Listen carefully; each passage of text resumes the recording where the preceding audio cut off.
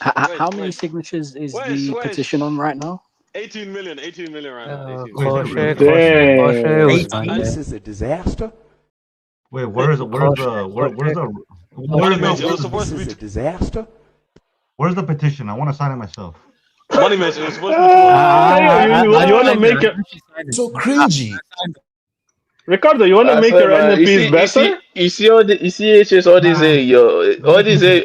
towards this Mbappe guy because of your propaganda. You see what I'm saying? All this is your fault. You did this. You did this, man. Yeah, you're a big influence on this. Real Madrid. No way is So one game away from back to either way. No, HH. Either way, 30th of May. No, HH. Either way, 30th of May. You're chopping an L. Like, it's a lose-lose situation for you, bro. Like, he might. I'm there. HH, I already told you, if he wins the second World Cup, it proves my theory that Mbappe can only win when the talent is stacked with him, not against him. Yeah. But I mean, hold on. The talent was stuck with him at PSG. It's not looking good. Ricardo. It's not looking good for you. Why can't it? Ricardo, one of that talents did this today. HH, pull up my AVI, please.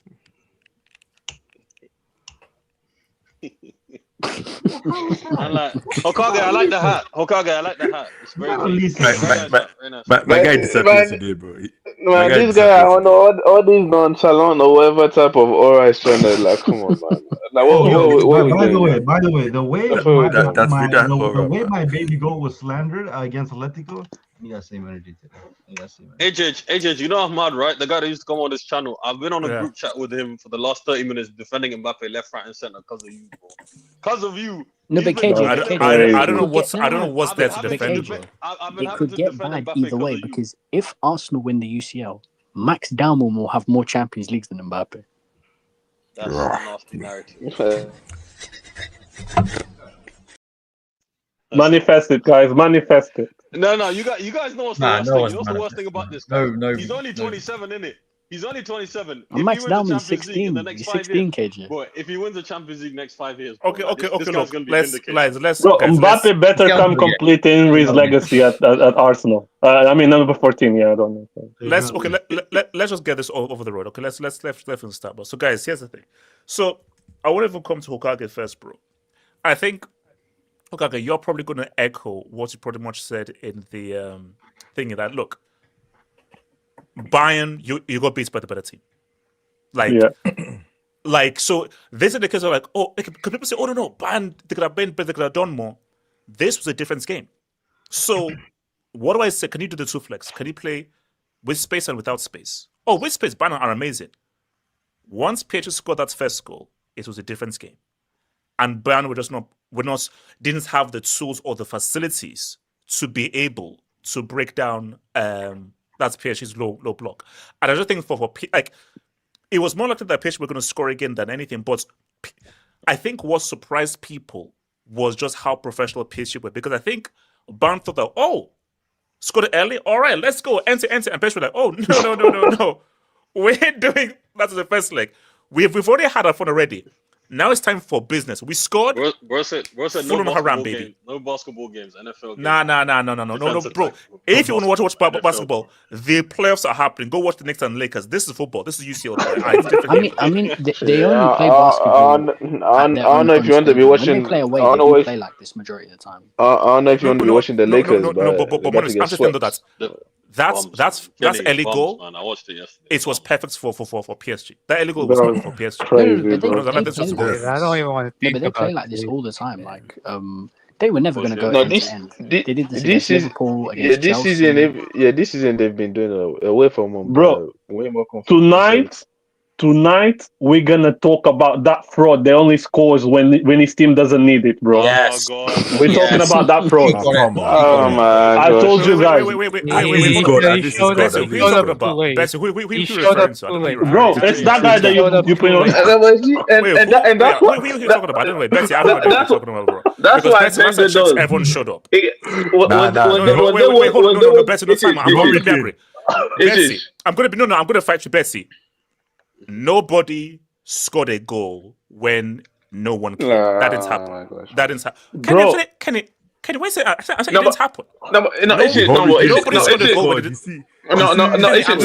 didn't happen. Me, I'm not going to say score, but again, if we're being real, if we're being real, who was getting the chances on that Bayern side? Kenny, I said that. No, because I know Kane had enough respect not to score in garbage time. Kenny. Kenny, you don't understand. Yeah, Kenny, you don't understand. I need the greatest playmaking striker of all time to create some chances for himself. AK, that's part. AK, that's part. No, hold up. We'll get there. Okay, look. We'll get there. Hokage, talk to me, man. Thoughts? Hokage. Yeah. I think commiserations, bro. Commiserations. Shut the fuck up, bro. No. I mean it. With all due respect, I ain't Hokage. You know what? Hokage, that's backhanded because Hokage. It's not. Turn on that camera right now. Turn on that camera. Let's see. No. It's fine. No. Hokage, just talk. I'm just kidding. I'm naked, but I would come on camera, but I'm naked. This guy. I swear, this guy, man, he's not paying the allegations every time. Man. Bro, I live alone. I walk around my room naked. What are you talking about? I saw the guy is the horniest on this No. The guy is the horniest. I'm going to call the cops. I'm calling the cops on you. Bro, this guy's taking balls out on an AK. What's it called? You can't pause. And also, speaking of that, bro, the latest episode of The Boys. All I'm saying, let's go to The Boys. Yeah. I didn't watch it. Hey, Kenny, don't eat anything while you watch it. Don't eat anything. Watch without eating anything. The Boys in 2026. Out of curiosity, do you use hair The cream? Boys in 2026, mind game. What's it called? Hokage, talk to me. Hokage. Yeah. I mean, Bessie, I'm pretty sure when you used to turn on your camera, you used to like stream from the bottom, like sitting on your bathroom floor. I swear, one time you were sitting on your bathroom floor and on the Hangout. But what? No, that was not on camera. But yeah, I was I flushed my toilet. Betsy, thank you. Time. You are not supposed to confirm that, bro. You just admitted it. Betsy, come on, man. No. This is for Hokage. Okay. Yeah, I think just PSG showed. I mean, what I was saying before the game was we can't concede first, dude. That's the last thing we needed was conceding first because if Bayern scored first, I think you could have gotten like a game similar to last week but once they scored, they're 2 goals up. Why even try to go at us like that? Why even try to make this a back and forth game? So I don't hold it against PSG or anything to do what they did. They defended well, bro. I mean, Pacho, I don't know who got the official man of the match, but Pacho was man of the match for me, bro. Pacho got it. How many times? It was Pacho Kivicha, one of them. Was it me, or did he have like this bald patch on his head or something when he was playing? No. Thingy. Harry Kane put his thoughts on his head. Scratched him. So I think they put some ointment on it. I don't know. How's he gonna go outside looking like that? They put like baby powder on it. But yeah, bro, I mean, every time we crossed the ball, it just seemed like this guy was a magnet to the ball. Clearance. But yeah, I think today you kind of just saw that the Bayern project is not there yet. I'm happy with Bayern. I'm happy with how the season has gone. Going into the season, many Bayern fans thought league max, like that we wouldn't make it this far and be able to compete like we did because our squad is so thin. And when you're competing for a treble, bro, like you need to have a good squad. Every treble-winning team had a squad. And today, we brought Nicholas Jackson on. So respect and have fun winner. Respect the AFCON winner, man. Come on. When they brought Nico Jackson, fuck off. Nah, Hokage. When they brought him in, it's so happy you brought it up. Chelsea starting like because it's your Hokage. That just once Nico Jackson came up, that just illustrated everything, bro. Yeah, the fact that Bayern needed to get back in the game and you're relying on Kojak, I was like, okay, I get it. That's like Chelsea relying on the lab, bro. The lab it's just game for my vision. Kenny, hell effing no. J9. Okay, you're not disappointed. Are you disappointed with the performance? The performance, yes. Like, I expected more, but it just shows me like the team isn't there yet right now. Like, we need to bolster the team. We need to learn from a game like this, because PSG today, even when they were defending, bro, like I think the number one way I would describe the difference between PSG and Bayern today was calm. I felt like anytime we were trying to pass, break the lines, we defended and counter, I always felt like we were a little erratic. We weren't calm. Olise today, anytime it was on, last week when Olise was on the ball, calm, easily melting Mendes, picking out this pass. It felt like everything was a little, I got to get it, I got to go. Not calm, relax, look at your options. And not just Olise, everyone on the pitch mostly was a little bit erratic today, but PSG, calm. Okay, Bayern's attacking us. Olise and Luis Diaz are running on our fullbacks. We're going to stay calm. We're going to stand them up. We're going to hold our positions, and we're going to defend.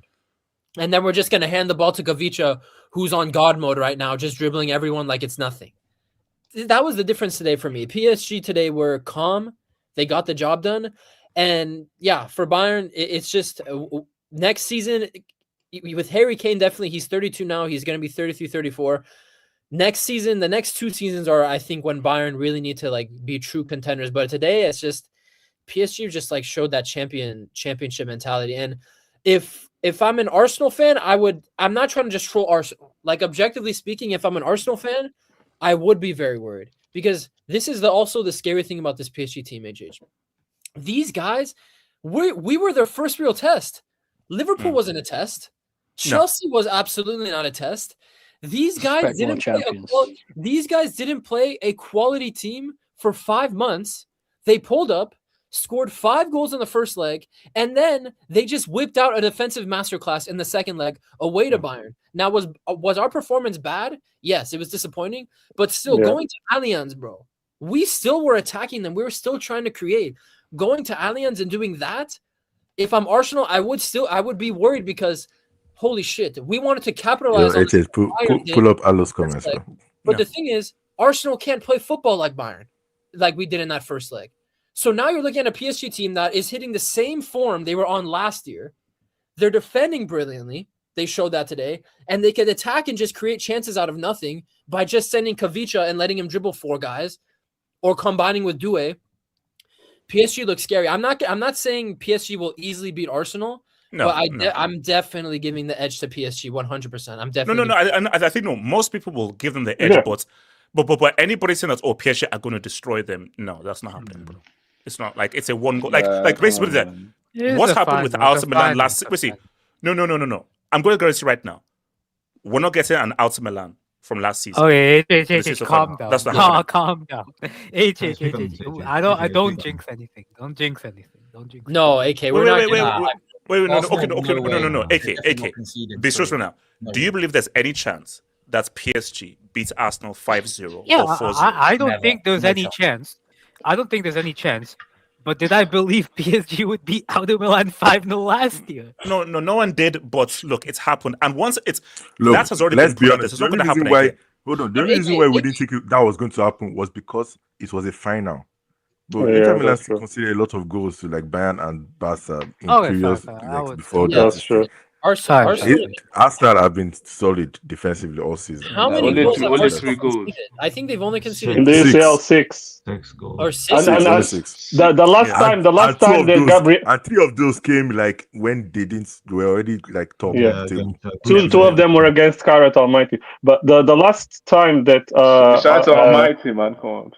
The last time that Gabriel and Saliba conceded from open play was in 2024 against Bayern, when you guys beat us over 2 legs. Kimmich 1-0 Allianz Arena. Yeah. So for Bayern, I think I need to say this about Bayern is the thing that really disappointed me today was, okay, this is what I always say when a team is sitting back. You're getting to the 18-yard box, just shoot the ball. Luis Diaz, why are you not shooting? Olise, why are you not shooting?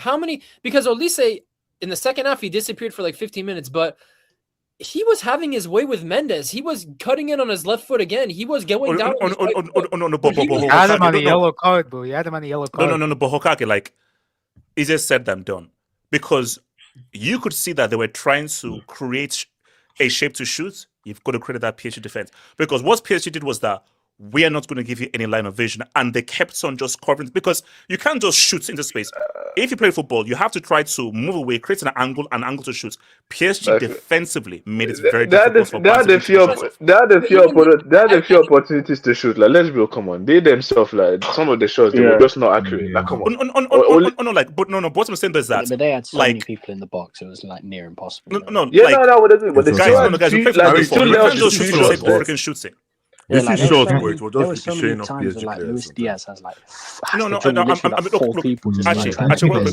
that's a great point.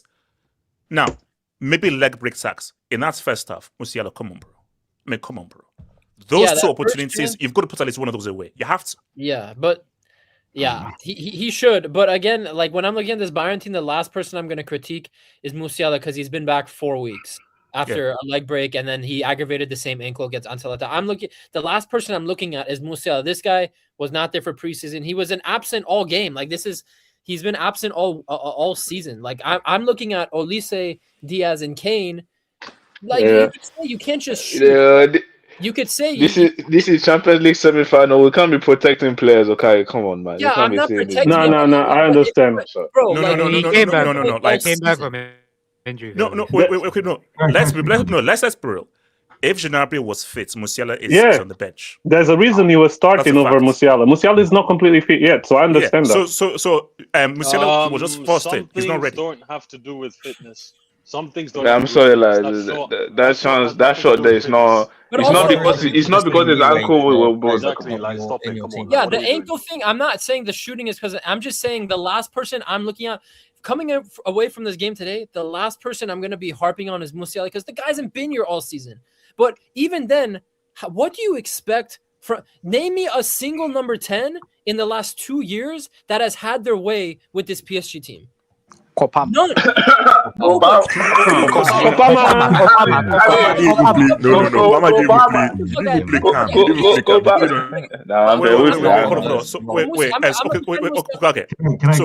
I don't understand. About black man from St. Kitts. Wait. Let me ask you a question. Who were you most disappointed with? If there was one that, this guy disappointed me the most. Bro, I'm not gonna lie. A lot of people were equally disappointed. I can't just point it to one player. Okay. If anything, I would say in the second half, it was Olise. It was Olise, to be honest, because bro, there was a certain point where Olise couldn't get the weight on his pass right. He couldn't choose the right pass. Oh my god! Oh my! Hey, Digga. Oh yeah! No. Keep talking. That's who's on the right. That's who's I said Digga D.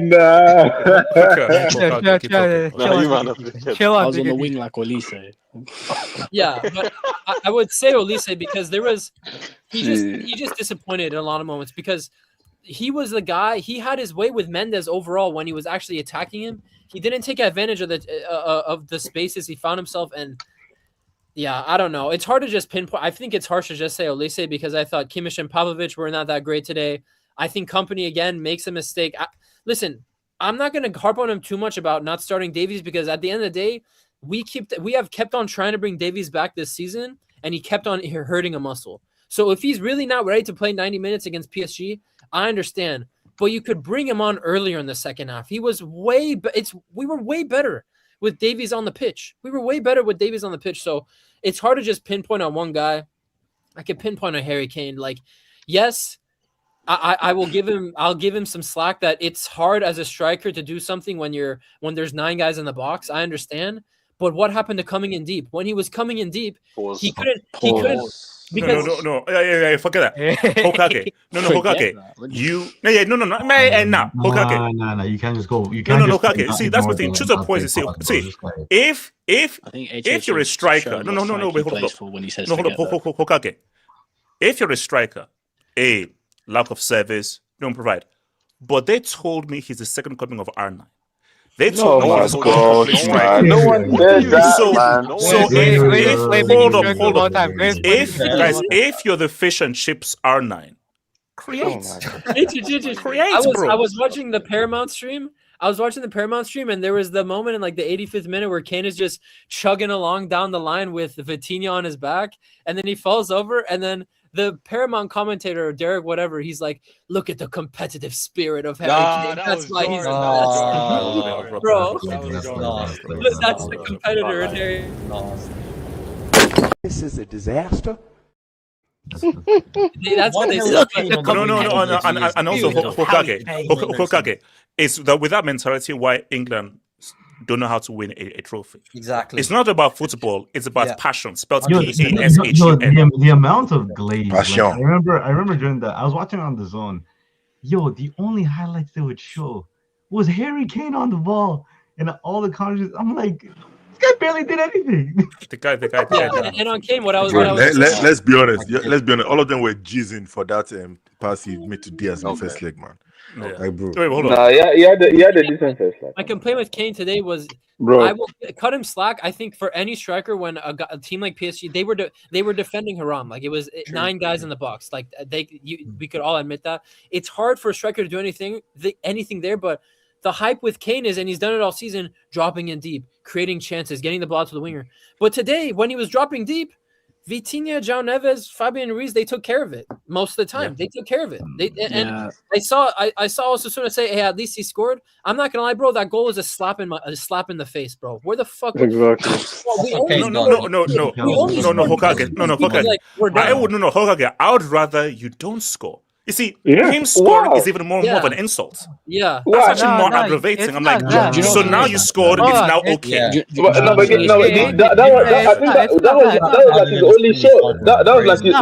was like a good chance. Yeah, he scored it. What do you want him to do? He actually as if he missed bare chances. To be fair, it was a good thing. It wasn't even like some sort of happen. Yeah. I don't know. What do you want to do? Not score? Like. It didn't. No, yes. No, Ricardo. Wait, hold on. Sorry, you're being disingenuous. No, Ricardo. Here's my thing. No, you're being disingenuous. No, Ricardo. If you're going to score, don't score with the last kick of the game. Stop. But he should have been the same like you wanted it. It's not that. No, you're it's not that. Immediately. What are you saying that you're gonna act like Kane just shouldn't score because the game's not like. What we've seen, why are you arguing when Real Madrid made that ridiculous comeback up against Man City, are you gonna tell Rodrigo, why did you score? Like it was like 2 seconds left. Okay, wait, hold on. I'll give him a middle ground. Wait, sorry, middle ground. It's a football match, bro. Of course, keep playing on to the very end. Now, all I'm saying is that I will not give you any praise for scoring. That's fine. You don't want to give any praise for scoring, but you're saying that it's better not to score. So no. Are you saying? Look, wait. I was being extra. You know, it's HH. You know, agenda was agenda. I'm just saying that. No, hold on. Let me ask you a question. Are you saying that Kane's goal is only validated if there's a second goal involved?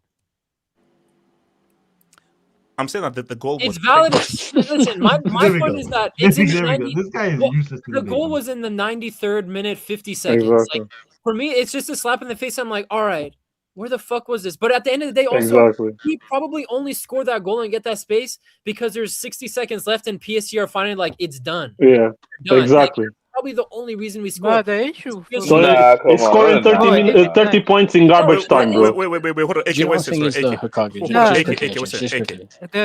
issue is right after that goal. I don't know if you remember. It was like the last play of the game. Kane has the ball outside of the box, but instead of spreading it out, he shoots it directly at Marquinhos. Man, he was trying to cross. He was trying to cross it. He was trying to cross it. He didn't shoot it. Come on, like when we ran, he was trying to cross the ball. You know the problem is with Harry Kane, and it's I think Hokage maybe sees more of him because he's a Bayern Munich fan. One thing I noticed is that a lot of teams, they just have someone follow him the entire time, and because he's big and he's not mobile, he can't sort of move off of people when he's being man marked in a way. Because, like, for example, you can't man mark Messi because Messi's so small and so agile, he'll just come off of you. But, like, you can man mark a Harry Kane because he's a bit more taller. No. You see, and one makes to see, again, agenda aside, you're now getting mad to the whole point. The build of Harry Kane is not conducive to being a guy coming in deep. No, wait, hold up. I'm not going to say it's a trick talk.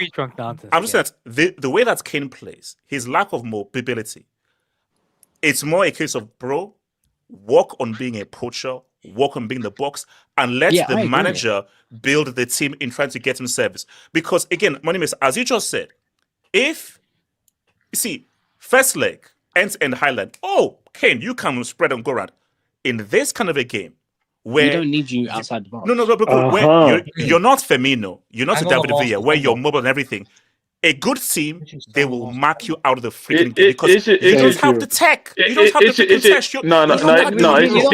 tech. It's not about tech. Get your lad freaking ass to the damn box, bro. It's not about tech. No, it's not about tech. It's more about mobility. But again, we watched this game. Was there even because usually we can point to games where like you're not in the box. There was times where yes you can blame him for that. Again, today's game is as if like they were creating stuff for him.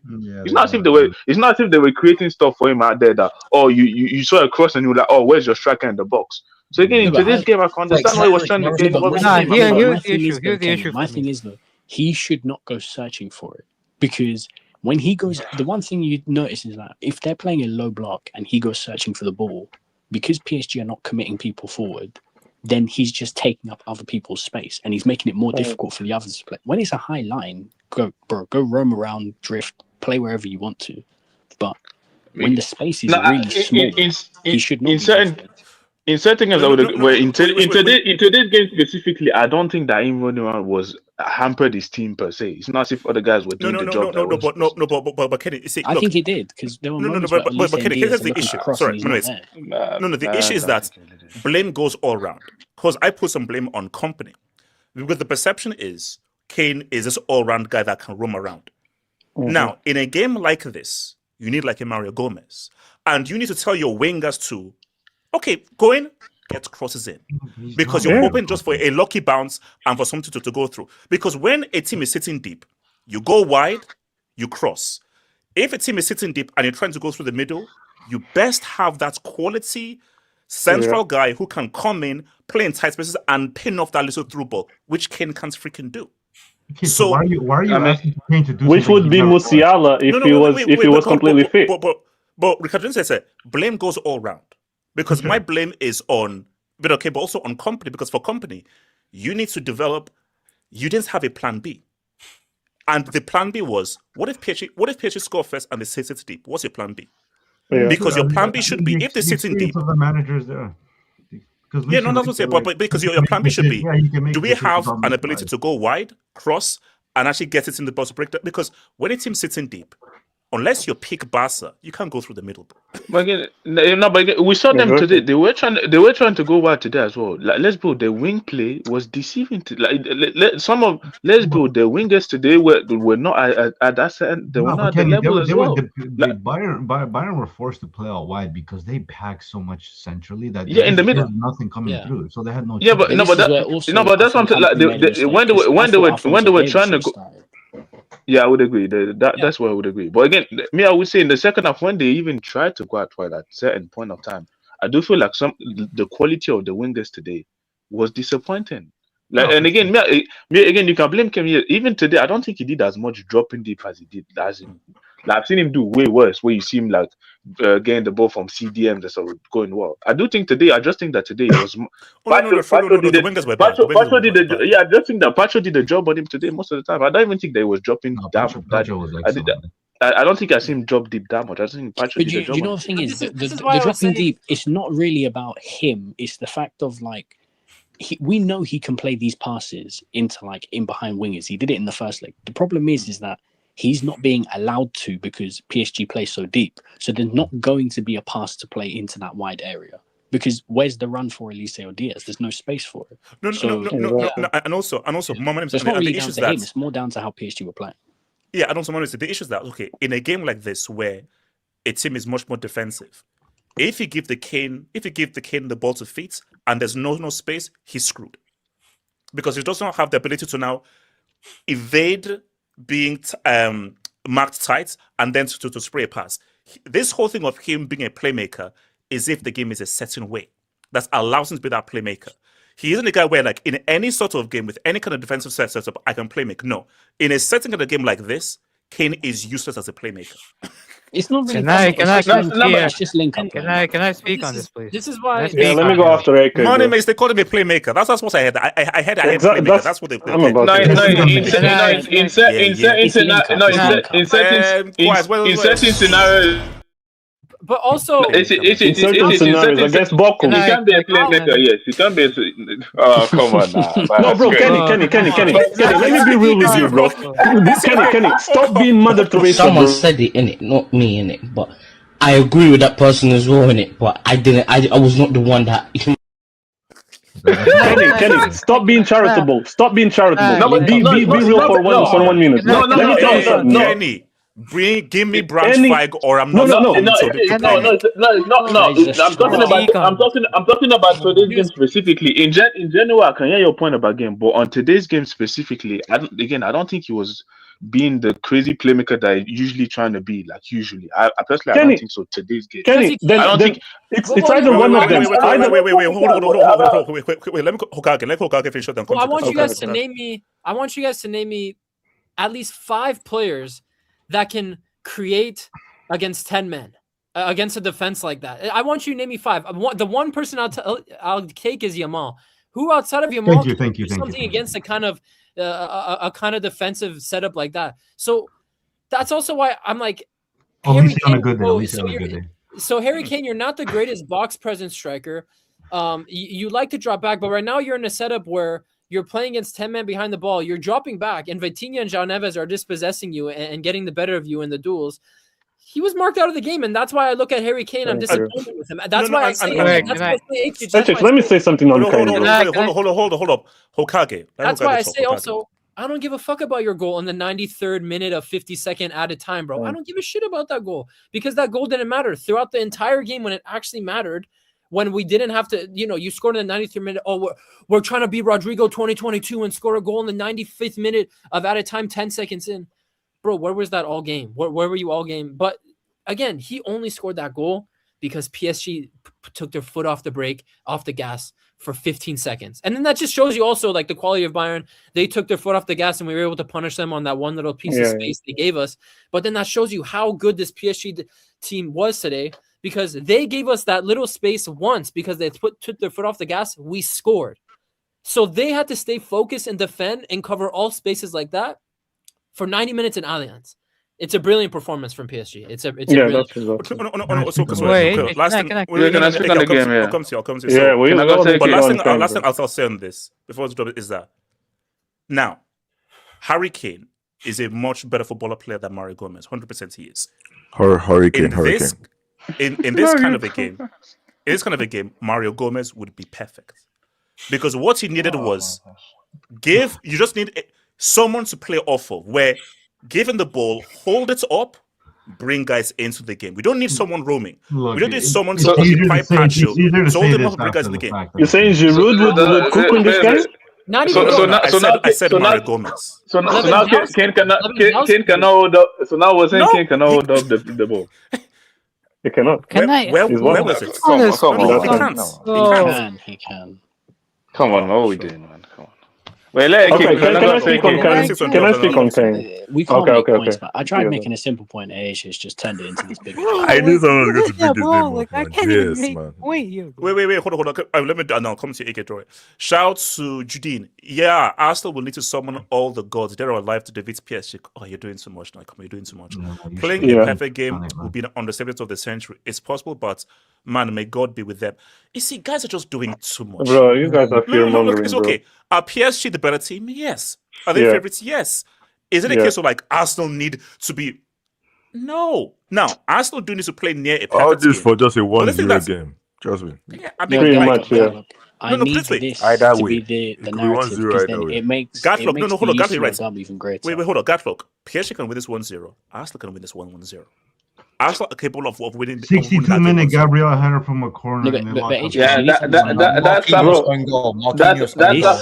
Safonov is dodgy, man. I'm telling you, bro. They've got a girl in goal, bro. These guys, man, they're overhyping this team, bro. Okay, shout to Dajo. Book it. 1-0. Bad week for Nigeria's first Lookman and now Ulise ghosting.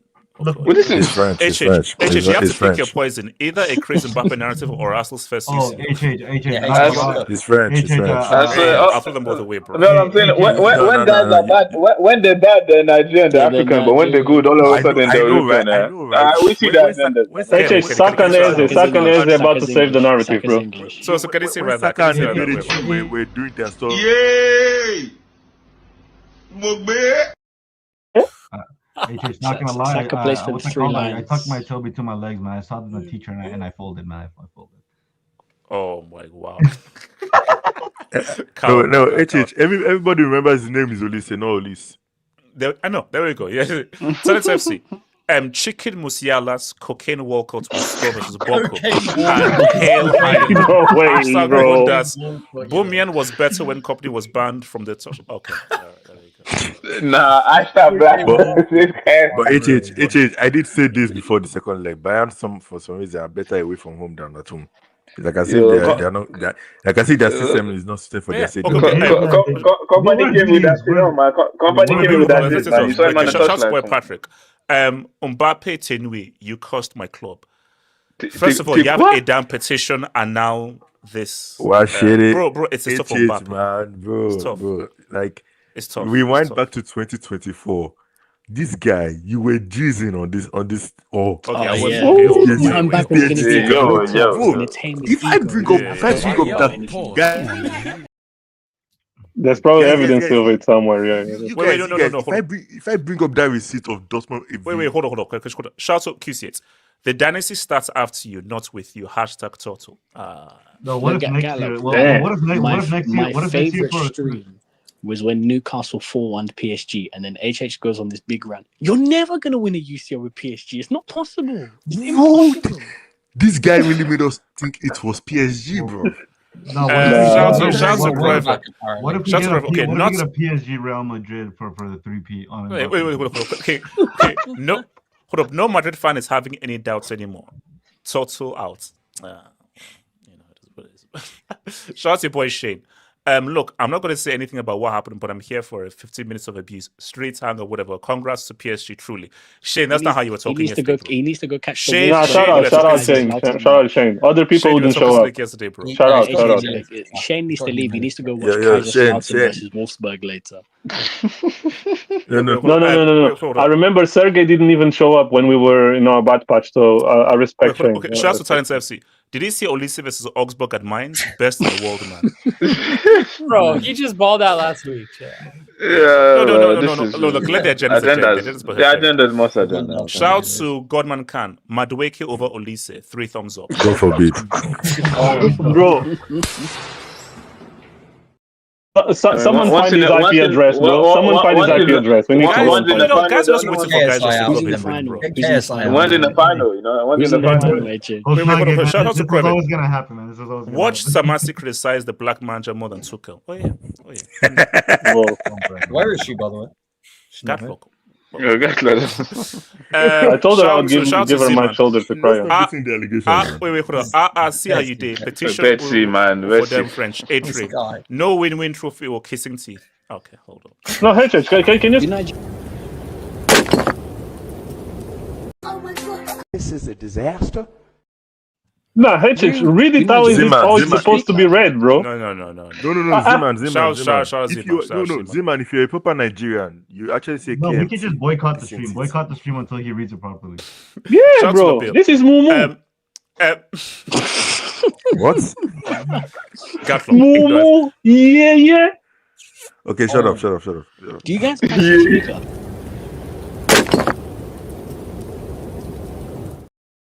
Shout out to boy that is not brick. Don't count it, guys. Don't count it. So, Kenny's audio quality sounds like he's in a live leak vid. Damn. A live leak vid. That's what it's saying, bro. I'm still underwater, man. Maybe Bomian needs another EPL reject. #Gordon. Yeah, 80 million. Yeah, calling on this EPL reject. Wow. Rash Bandicoot as well. Shout out to iPhone Discovery. Ars played no one, so the defense is irrelevant. Who are Man City playing in the final? Just curious.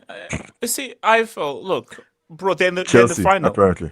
I'm sorry, Arsenal in the final, so you can't Chelsea skate. in the final. Why is it? Shout out to SK. This guy's hating from outside the club, bro. R9 has the playmaking gene. Jalen Brown laughed my ass off. What? Okay. I said Jalen Brown. No, you said R9 can play, man. Maybe he's talking about Richarlison. Oh. Shout out to the boy, Godman Khan. This band fan has more vim for the goal scorer than that bomb on the right wing and that's Twink in midfield. Wait, who's the twink? Oh, Bambi? Yeah, it's probably Musiala. Musiala, I think. Kane is a marquee player, bro. Do something, man. That's what I'm saying. The twink. Hey, Mark is a marquee player. Do something. He's a star guy. No. The twink won most of his duels. The twink won Yeah, most. Bopinda, you want to know? Oh, guys, you want to know something funny? Both Olise and Musiala are Nigerian. These Kane takes. Okay, bro, these Kane takes are so bad. Osasuna and I agree. Bro, no, bro. Like, we're just being honest on Kane, bro. We're just being honest. Maybe he'll show up in the World Cup. Maybe he'll show up in the World Cup and lead England to glory. England. Be honest on these other players as well. We ain't doing shit, bro. Shout out to Coke Zero. Arteta will be smart enough not to give PSG space. Thank you. Obviously. Yeah, acting like I see this guy have played against a packed team before. You know the way Why are they acting like these guys have never played against a No, you know when people say it, it's kind of like Vincent Kompany is gonna go back to the change room. It's like, oh, if I just didn't give him any space. No. Come on, bro. Yeah. Bro, I'm a world-class manager. No. Let me tell you. Munich. I forgot to not give them space. Bro, look, the worst that can happen in the final is a loss. So I'm not really too fussed. Wow. No. The worst that can happen to AC Milan. You think Inter will be feeling? Wait, hold on. Bessie, you been there right now? No. Bessie, they're losses and it's getting bent over. So yes, the worst can happen is we're getting bent over. No. But HH, he said the worst that can happen is a loss. The worst that can happen. Guys. Yeah, Bessie, what do you even mean? You guys need more philosophers in your life, bro. You guys have to put stuff into perspective. Didn't McCollum say that you have to win the game, you have to score more goals than someone else? Yeah, bro. No, that's not where I was going. I was gonna make a point. Okay. Shout out to the Don. Are we trying to be objective with Kane? The guy had one shot the whole game. We need to focus on the energy on the wingers. Mbappe FC today is a dark day. To be fair, Diaz was good. The Nigerian on the No. but Diaz was good now. Wait, hold up. Olise was bad. Olise was horrible. I thought Diaz was worse. No. Diaz was fine, but the issue is that the world-class playmaker. If you're a world-class playmaker, Kane, playmake. I mean, isn't Olise is supposed to be the world-class playmaker? Yeah, with all due respect. No. Apparently it's Kane. No. Kane is world-class playmaker. No. Actually, no. With all due respect, yes, Diaz was fine because he's going up against a midfielder. Like, bro, they didn't have an actual fullback. Okay, wait, hold on. Let me bring it. Okay, AK, grab the mic. AK, grab the mic. Can I go after? AK is not AK. Can I go after AK? It's Kenny. AK, go for it. I think AK is backstage. AK backstage. Can I go after Kenny? Keep him. Yeah, brother, I was backstage. How did you not know this? No. Let me go after Kenny. You disconnected. I didn't put you out. You disconnected. Go for it. Oh, okay. Yeah, sure. Yeah. AK, where are you? AK, where are you? I'm at home. Okay. Why do you want to? Can I go after AK, please? This guy's taking a shit. AK. Yeah. Spit in the mic enough. You didn't spit in the mic. Could you hear me properly? Yes, we can hear you. Okay. Oh wow. Okay. In terms of the game, I thought it was a decent game. I thought it wasn't as good a game as last week, but in terms of Bayern, right? I want to focus on the attackers and like the whole Kane, like the whole dialogue we were having. I think all the attackers need some smoke. I thought Olise was very average in terms of his chance creation. He beat Nuno Mendes a couple of times, but really didn't do much with it. Same with Luis Diaz. He beat Zaire Emery on the dribble, but didn't do much with it. No end product. No real threat from the dribbling, anyways. I thought Musiala, he had a couple chances. He had some moments where he dribbled past Vitinha, but the problem with those two is they got the chances to do something and they really didn't take advantage of it. And I think and then you saw the difference, of course, with PSG's wingers. I mean, Kavicha might be the best player in the world. Bro, he's balling. I'm sorry. I know he was the best player on that damn. Like, obviously, no. Here's better. Pacho deserved man of the match, but Kavicha was the most dangerous attacker on that pitch. Yeah. By far. I think, did you see that moment where like he had like 3 Bayern players around him and he like flicked it over, I think it was Upamecano, and then beat, I think it was Kim Min-jae, and got a shot off, bro. Like that's world class levels. I think, or even, do you remember when moments where, like, I think there were sort of 3 guys around him. He managed to hold the ball, dribble, and then he then gave it to Due, and then he just hit the side netting. I'm like, bro, that was insane. Yeah, exactly. I think he was amazing. I thought Dembele obviously got his clutch goal. And Due as well, I thought was really good in that second half. I think he was unlucky to not walk away with the goal there. In terms of the whole Harry Kane thing, right? Here's the issue. I think in a game like today, I think Bayern needed, in order to break down 10 men, you need a guy in the box that you can aim at and he will A, get a shot off, or B, running behind and take the defense with him, basically. Basically like Emmanuel Gomez, pretty much. And honestly, even like a fast striker, like someone who can run in behind, someone who can take defenders with him, like someone who can manipulate the defensive line. That's what you needed today. I think someone who can move, basically. Yeah, basically. I think Harry Kane, he didn't do that enough today, and I think there's a super chat that he only got 1 shot. Like, I know that's disappointing on the wingers for not creating enough, but it's also disappointing on him. Like, you at some point, a world-class striker, if the wingers aren't doing much, and I understand, a world-class striker, you have to create looks for yourself. Yeah. You have to somehow create looks for yourself in the penalty area. I think someone who's elite at that is Lewandowski. There are so many times where we just get the ball in the penalty area, like just 1-2 touch and create a goal scoring opportunity, or create a shot for himself. I think Kane didn't do that enough, and this is where I think the whole point of playmaking aspect, bro. Like, you can't do those long balls over. The long balls aren't as effective when you're playing against a low block. Against a low block, the only way to play make is if you have mobility. You can do combination play with your wingers, and also if you're very quick with your feet. You're very quick with your feet when you receive the ball. If you have very quick feet, stuff like that. That's what helps in these games. I think today he scored the goal, but I don't think he did enough. I don't think he's the worst attacker. I think Olise was the worst attacker because literally the issue with Olise today is Nuno Mendes was on a yellow card. Nuno Mendes was on a yellow card. Olise had his way dribbling wise with Nuno Mendes.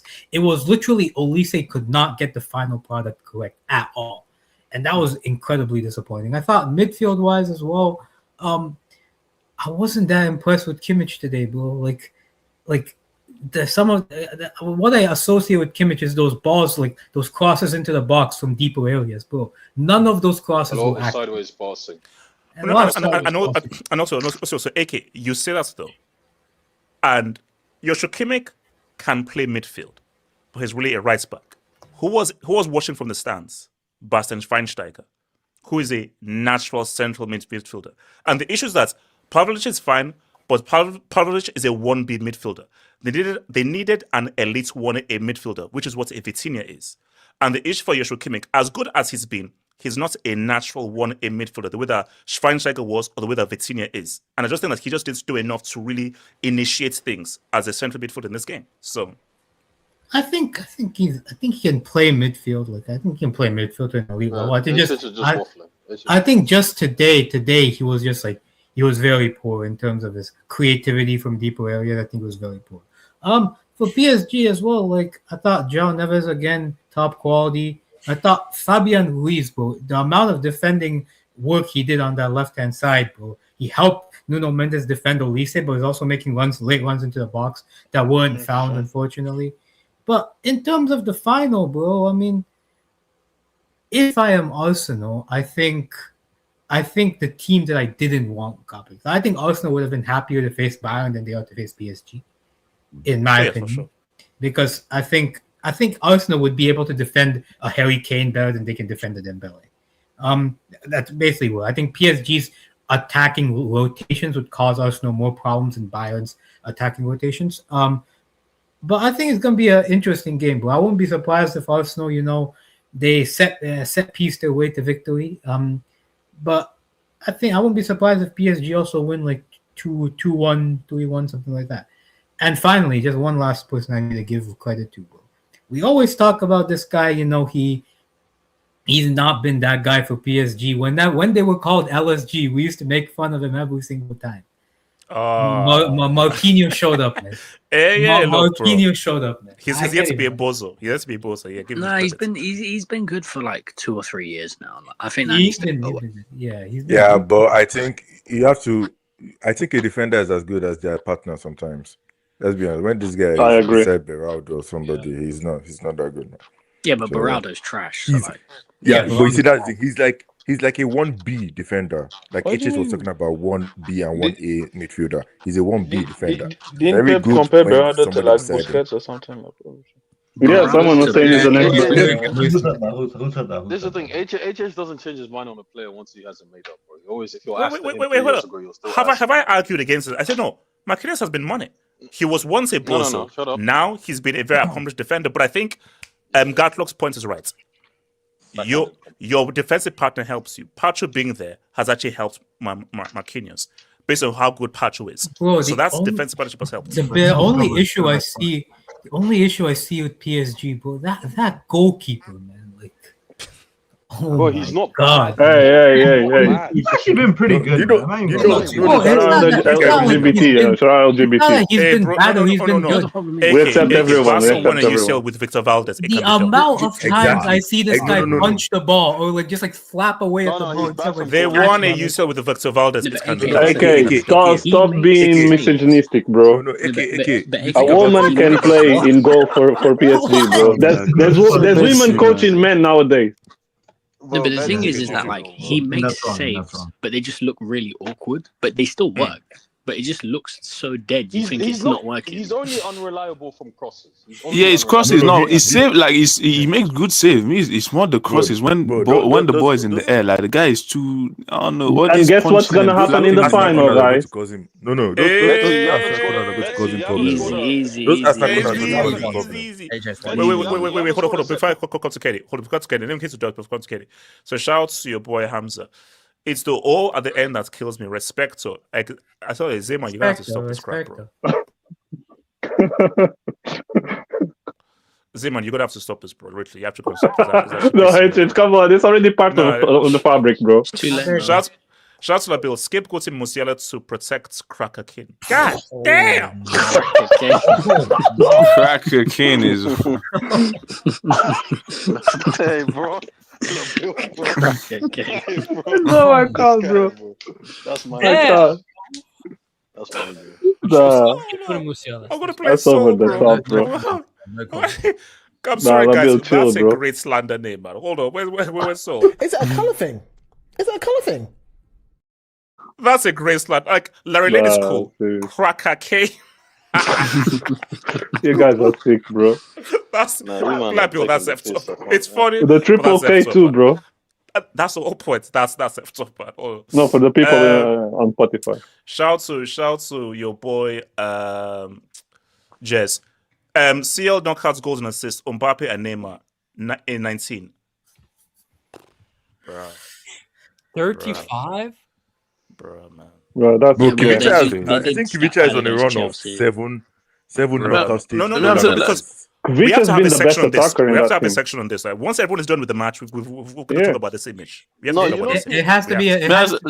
Kivicha is a UCL merchant because I swear every time that music comes on, the guy goes crazy. Hey, bro, Kenny. No, Kenny. Would you rather be an Uber Eats merchant or a UCL merchant, bro? No, of course. No, 100%. Shout out to Gunman Khan. Brev keeper kicked the ball out 3 times in a row. Who is Brev? The goalkeeper, Safanov. The PSG goalkeeper. Look, it worked. Alice has been Oh no, also, I think they're doing it on purpose. Anyway. They're doing it on purpose. If we're being so real, PSG rugby. Yeah, I think they do their tactic. Yeah. No, they do that on purpose at the beginning of the games. No, that sometimes they get. Okay, shout out to Amy. Who do you believe is in contention for Ballon d'Or at this point? By the way, Baldy, you didn't read my initial dub. Oh, I'll get that. No, I'll get that. So here's my thing: World Cup tax. World Cup. If it's not a World Cup here, Kivic is on. If PSG were to win, okay, let's say it's not a World Cup here. Kivic, Dembele. No, not Dembele. I not think Dembele. He hasn't played. Can we have Dembele based on 3 months of production? Wait, the same. No, but the same way you say Dembele on 3 months. Kvisha has been 3 months as well.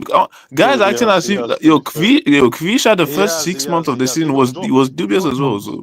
Then just leave it with the guys that have been playing the whole season. Wait, guys, doesn't he have more goals for the Champions League than he has in Liga or something? Yes, he does.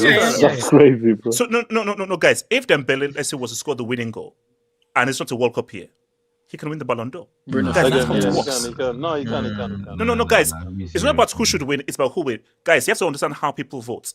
Yeah. If it's not a World Cup here, Dembele has already showed up in both the semi and scores in the final. Of course he wins the Ballon d'Or. That's how guys will vote. That is so incredibly flawed. Like, at least last year, Dembele, he went fucking insane from January. But no, but like, if it's not a World Cup year and him or Kvicha win it, unless they do like a fucking hat trick in the final or something. No, okay, so Ricardo, we know Mbappe is going to curacao his way to the World Cup. Okay, so Ricardo, let me ask you. So Ricardo, let's say Ricardo, let's say it's not a World Cup here, and PSG win the UCL and Kvicha and Dembele Bola. Who do you give the Ballon d'Or to? Not a World Cup here. Like I said, like these guys haven't, like they were better last season than they were this season. No. Again, but who do you give the Ballon d'Or to then? We know who he's giving it to. We know he's giving it to, man. It's biased. We know. No, I wouldn't even say Lamine. Like, I would still kind of low-key put Kane and Olise up there. He asked you, Kvaratskhelia or Dembele, and you said Lamine. Yes, okay, so shout out to boy Shane. Kane scored in the both legs of the quarterfinal and semi-final. Last was Benz. Huh? Yes. Bro, leave me alone, as a striker, bro. Maybe in both levels. Shut up, man. Bro, leave us alone, bro. This is a disaster. Shout Shane, man. Look, I said it. Shout out to Kane, bro. Shout out to Kane. Kane, I support you. I hope you do well in the World Cup. I'm down behind you, bro. Playmaker. Hey, bro. Shout out to Kane. Kane, keep going, bro. In terms of G of the whole season. But in terms of G of the whole season, no, bro. Mbappe, Kane has had no, guys, no. All hits aside, Kane has been an outstanding stats padder this season. 100%. He's been an amazing No, guys. Again, all hits. No hits, because no hits. This season, superb. No. I'm giving him his flowers. This season, Kane has been an outstanding, superb stats padder. How is he stat Superb stats padder. How is he stat padding when he scored? He scored against the quarters. Guys, I'm giving him his flowers. He's been amazing. You're saying we know the flowers they're giving those backhanded compliments. Okay. Guys, Okay. I'll say right now. Let me say right now. Kane has been amazing. Stats padding. Kenny, got the mic. Guys, ignore him. Kane, he scored in both legs of round of 16 quarterfinal, semifinal, and he scored in every round of the DFB Pokal. So he didn't play the second. He didn't play in round of 16. Did I DFB Pokal? Like, come on. Frankfurter mentions, bro. We don't rate the Frankfurters, bro. Shout out to Heidenheim and Sampolian. Like, yeah, bro. But anyways, on the in round 10. No, again, on the Kane convo before I speak on the game. Again, you can criticize him on today's game. I don't think he was outstanding or good or whatever. But when I look at especially this game specifically, yes, I do think he did job deep at times and other stuff. I don't think he did it as much as he usually does. I just think that today it was marked very well by Pacho, who had his number. And yeah, it does, and that lack of mobility was clearly seen today. Yes, when you're up against a very mobile defender like Pacho was today, he struggled, and again, he's cool. Yeah, I'm not saying he was good or great, and of course, his playmaking today was not that great. But what I would say is, again, when I did see him sometimes in the box, and I do feel like your other creators and playmakers in the team today were also poor, if not worse than him. Olise and Musiala and Diaz that are supposed to be creating opportunities as well. They were as bad. I think they were probably worse than him. or as bad as him.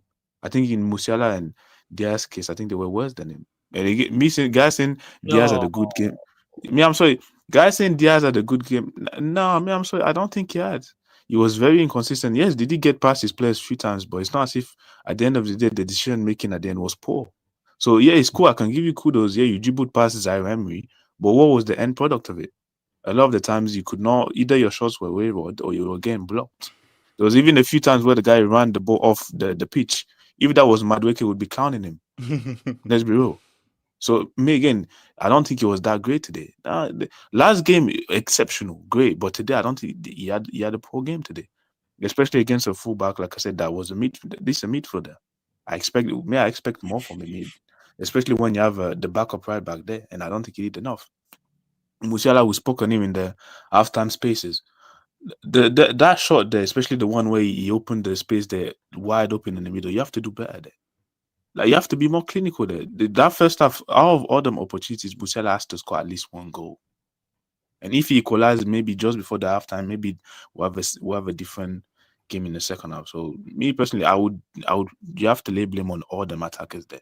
All of them. I don't think I know we're gonna speak on Kane because whatever, but I think they were all they're all bad, all of them. Or they underperformed their usual level or what we expect from them. But on the game in general, like I said, PSG, when it comes to handling momentum, especially when it's like against them, for them, these guys, they're very, very, like I said, I think they're probably the best. Like, they started the game very well, and once PSG, they're in a good time, like they punish you for it. Like, they don't mess around with their chances. I do feel like, for example, I would say I think Bayern had some opportunities today. I just feel like they probably squandered them. There was few opportunities there where I feel like if they were more clinical today, I don't think you would have maybe gone into extra time. I don't think that you could have gone. That Kane goal could have been maybe the 2-1, and then you could have gone to an extra time. But I do think that some of the wingers they underperform a bit. I agree with some of the Fabian Ruiz's point was very important because I do think that he helped a lot with Nuno Mendes, especially since he was on the yellow. I saw him, like, when Olise was trying to coincide some, like, Fabian Ruiz did very well to help out his fullback today. Like, PSG off the ball today was incredible. Like, the amount of running to do, like the amount of sacrifice and running they did today off the ball defensively. That was your typical away from home performance in the Champions League. Like, Kenny, would a certain number 7 do all that one? Shit. We'll speak on him. We'll speak on him later. Can we speed run that segment?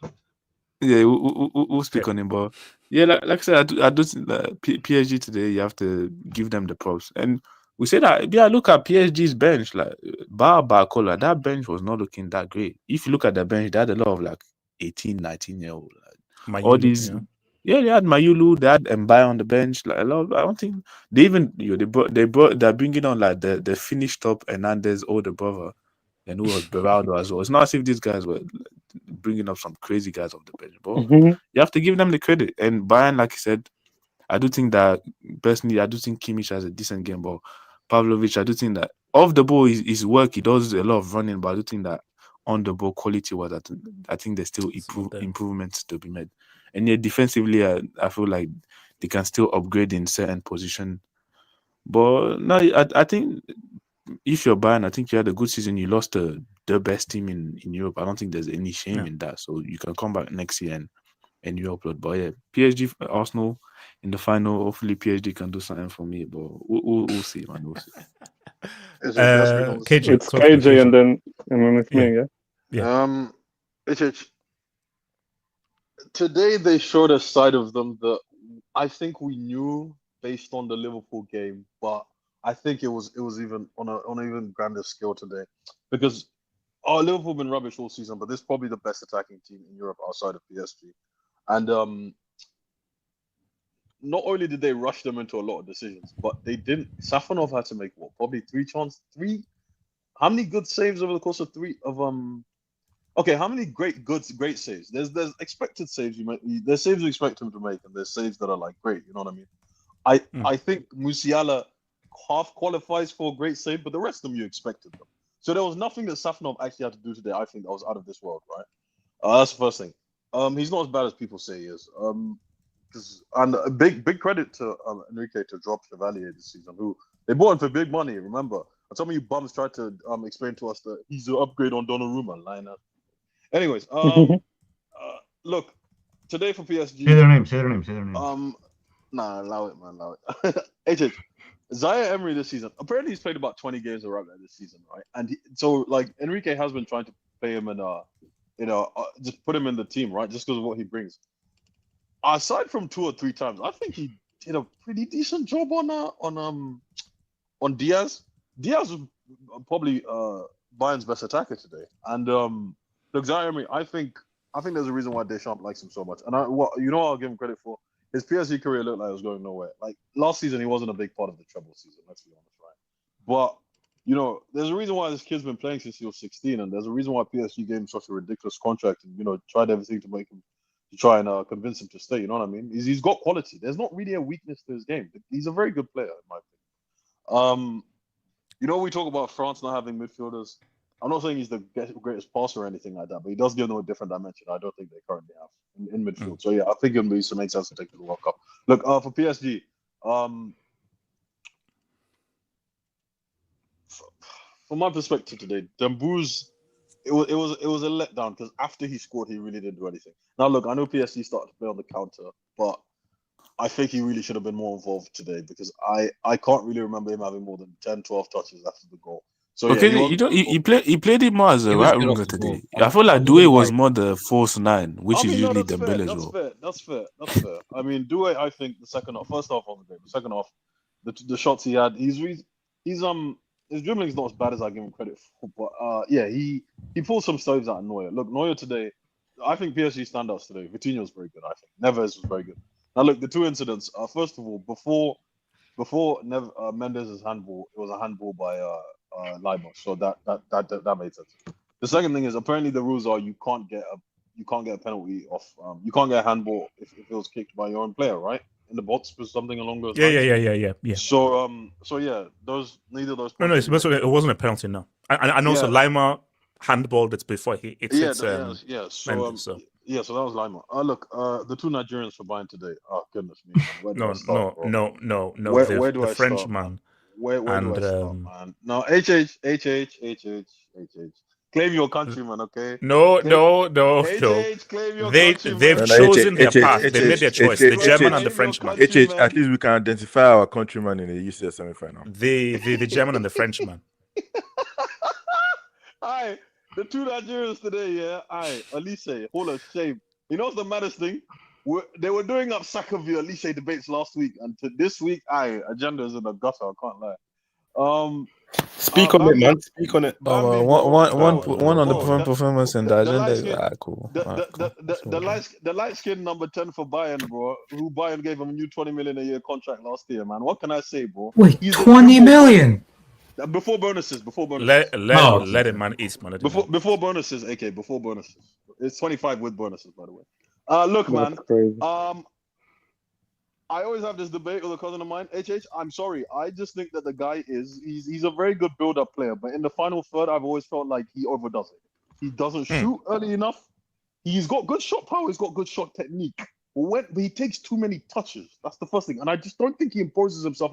Musiala is one of those players, HH. If the game is going well, he's playing well. If it's not, he's ghost, right? No, if it's Augsburg and St. Pauli, he's playing well. I think one thing that works against him is I don't know about his athletic profile. The thing is, he is quite tall. I think he's probably like 6'1". He's quite slim. He's not the quickest, right? He's one of those players that's like a plug-and-play player. But yeah, like the lack of athleticism, I think, is probably something that works against him. Look, man, he's young enough that he can turn it around. Look, he's going to be a Bayern for years. But yeah, look, it wasn't good today. Yeah, the good dude on the right, it was long. I can't lie. It was one of the worst performances I've ever seen from him. Yeah, Harold is crazy, man. Harold was about to get. He's that man. Cooked on Twitter. Jump up front, man.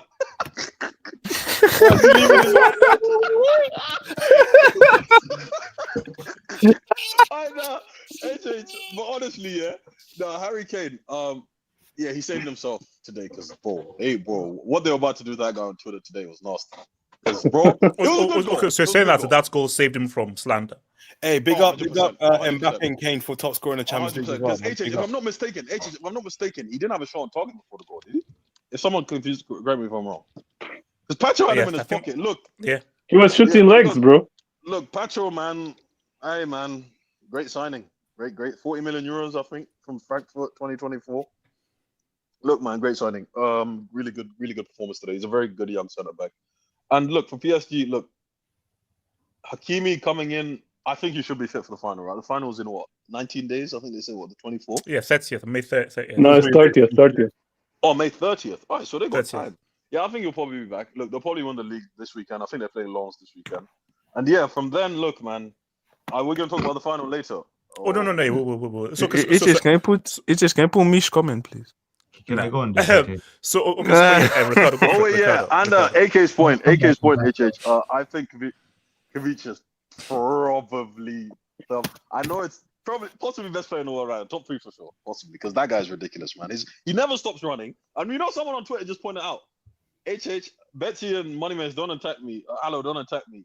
They said that Kvic's engine is crazy. You might have to play Martinelli right back in that final. That's what I'm saying. They said it, not me in it. But do you know what the weird thing though is that if it wasn't a World Cup here, and let's say Kvic is man of the match and scores in the UCL final, I think he would win the Ballon d'Or. I think he would win. Yeah, what would actually stop? Yeah, he'd win the one Ballon d'Or. KJ. He should win Europe Champions League forward of the season, in my opinion, at least. Whatever. They probably win the playoff this season.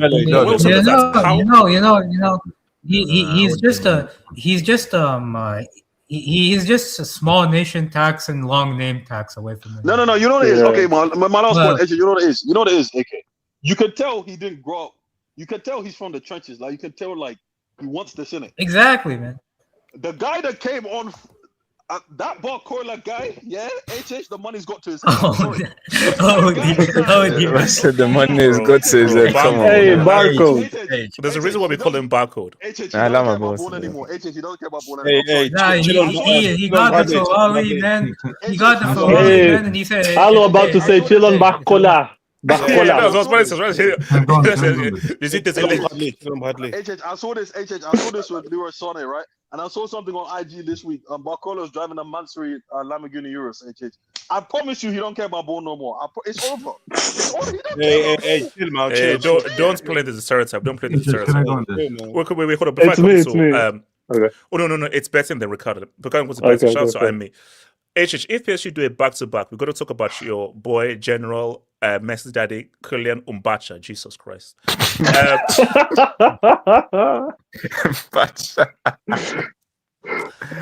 World Cup win was 8 years ago. All we've gotten since has been filler episodes. Can't hit Hawk 20 for that World Cup run. You know that the World Cup doesn't actually expire. You do realize that, though. Like a 8-year filler episode is crazy. I mean, is it really an 8-year filler episode? It's bars. There was a cheeky World Cup final in between there, so cheeky hat trick. Are we repping finals now? Yeah, if it's got a hat trick. Okay, Two penalties. But I mean, no. We're gonna have a deep Mbappe discussion here afterwards.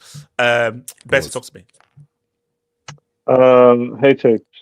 So, first of all, Okage, bro, don't let these guys tear us apart. I was being genuine. We are One Piece bros, bro. He's not here. Okay, but still, it will hear it wherever he is, because I wasn't trying to shade Bayern. Like, I don't do that. I try to be as humble as I can, unless you guys push me. Yeah. Second of all, bro, what was Alisi doing, bro? What was he wearing? I mean, that's part of the reason he didn't perform, bro. This guy, he seemed like he came from a drilling. He was probably already tired before the match started. Bro, seriously, man, nah. Bro, on Kane, bro, you guys can make all the excuses for that guy, bro.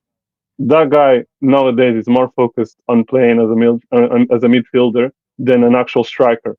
And when he tries and go to play as a striker, it just doesn't work. I think he's washed as a striker, as a proper striker, box striker, against quality defenses. Because against Arsenal earlier in the season, bro, guy was quiet, bro. We were chilling. Like I think they put Saliba on him, bro.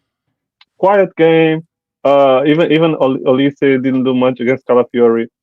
But yeah, I think PSG they just like they scored early, which is a disappointment for Bayern because this is the kind of game that you have to settle into, and 2 minutes into the game you already conceded.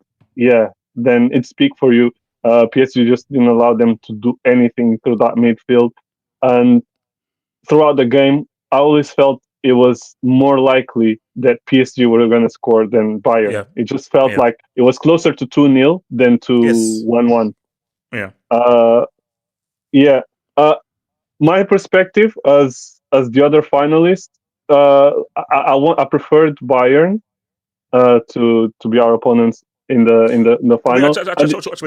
We're gonna say that we're gonna make that exception. So let me bring you Ricardo. Okay. That exception. Yeah, Ricardo, okay. Then yeah, Ricardo. So guys, let's round off because we need to do an Mbappe section, then a UCL final prediction section. So Ricardo, how's it going? This I need to get on that Mbappe section. Not gonna lie. No, look, honestly, credit to PSG. They showed the pretty much the opposite type of performance that they showed last game, and I thought Bayern Munich were gonna win today, and that just didn't happen because just how good PSG were defensively. There was like 3 standout players for me for PSG. Obviously Kavicha, you guys already spoke about him, arguably the best player in the world, or at least when the chips are down, who's the guy who's gonna pop up? Like I don't think you can put really, maybe other than this guy, I don't know who else you can put. João Neves, man. That, like, I know a lot of the conversations typically on Vitinha just because of the last 2 years, but João Neves or Frankie, bro. Neves or Frankie. No, but you know how. You're a dumbass. Nah, if you know me, you know how I feel about Ding Dong, man. I'm not a big fan. Wait, doesn't that Donkey Kong manager play him at right back for Portugal? Yeah, keep doing that, man. Keep doing that. Just for one more World Cup. Nah, man. João Neves, you can have conversations. Speaking of that, Ricardo, do you want to join me for the Tuesday Hate Watch? Al Hilal versus Al Nassr. Oh yeah, yes. Hey guys, come on, man. VIP tickets. All right, let's just you don't need to let go, bro. I want to high five Benzema. That's how close I want to be to that game, man. And then defensively, Pacho. I mean, like again, you guys say arguably man of the match. The guy's only like what, 24, 25? He's like young as shit too. Yeah, something like that. But to me, João Neves was just everywhere. This guy was playing as a midfielder and as a right back. He was there supporting a lot of the times. Zaire Emery, who honestly had pretty much a resurgence in his career because he looked like he was pretty much a little bit gone the past few years. Just like KJ said, like in the treble season, he was pretty much a non-factor, but it looks like he's found himself way back into the team. I remember when he first came on the team, he was actually very good. As for Bayern Munich, the only players I felt like actually played well was Neuer. And I know you guys were clowning him the other day that he had like a geriatric moment in him. But like, yo, he literally played well against Madrid at the Bernabeu. Like, yeah, I mean, he's been pretty hard and cold, but I thought today he was the difference for this game being entertaining up until the last minute, or else PSG would have blown them out. I thought Laimer was decent. Davies, you know, my Canadian brother, he left with something today, man. He had a nice little cameo there. Had to put on a play for Kane to score. I thought out of the front, man, it was really underwhelming. I'm not gonna lie. Like Diaz pretty much has been the third fiddle of this front line throughout the course of the season, and I think out of all 3 of them, he had the best game. Now, Best is like I just thought he was better. Best of like a bad punch. Yeah, I think there was a lot of times where I felt like they should have just him and Elise. They should have just pulled the trigger when they cut it. But I get you want to have a clear sight on target. It never really came because of how compacted the box was, and pretty much around that half circle area. But there was some times where I'm like Olise when he just beats Nuno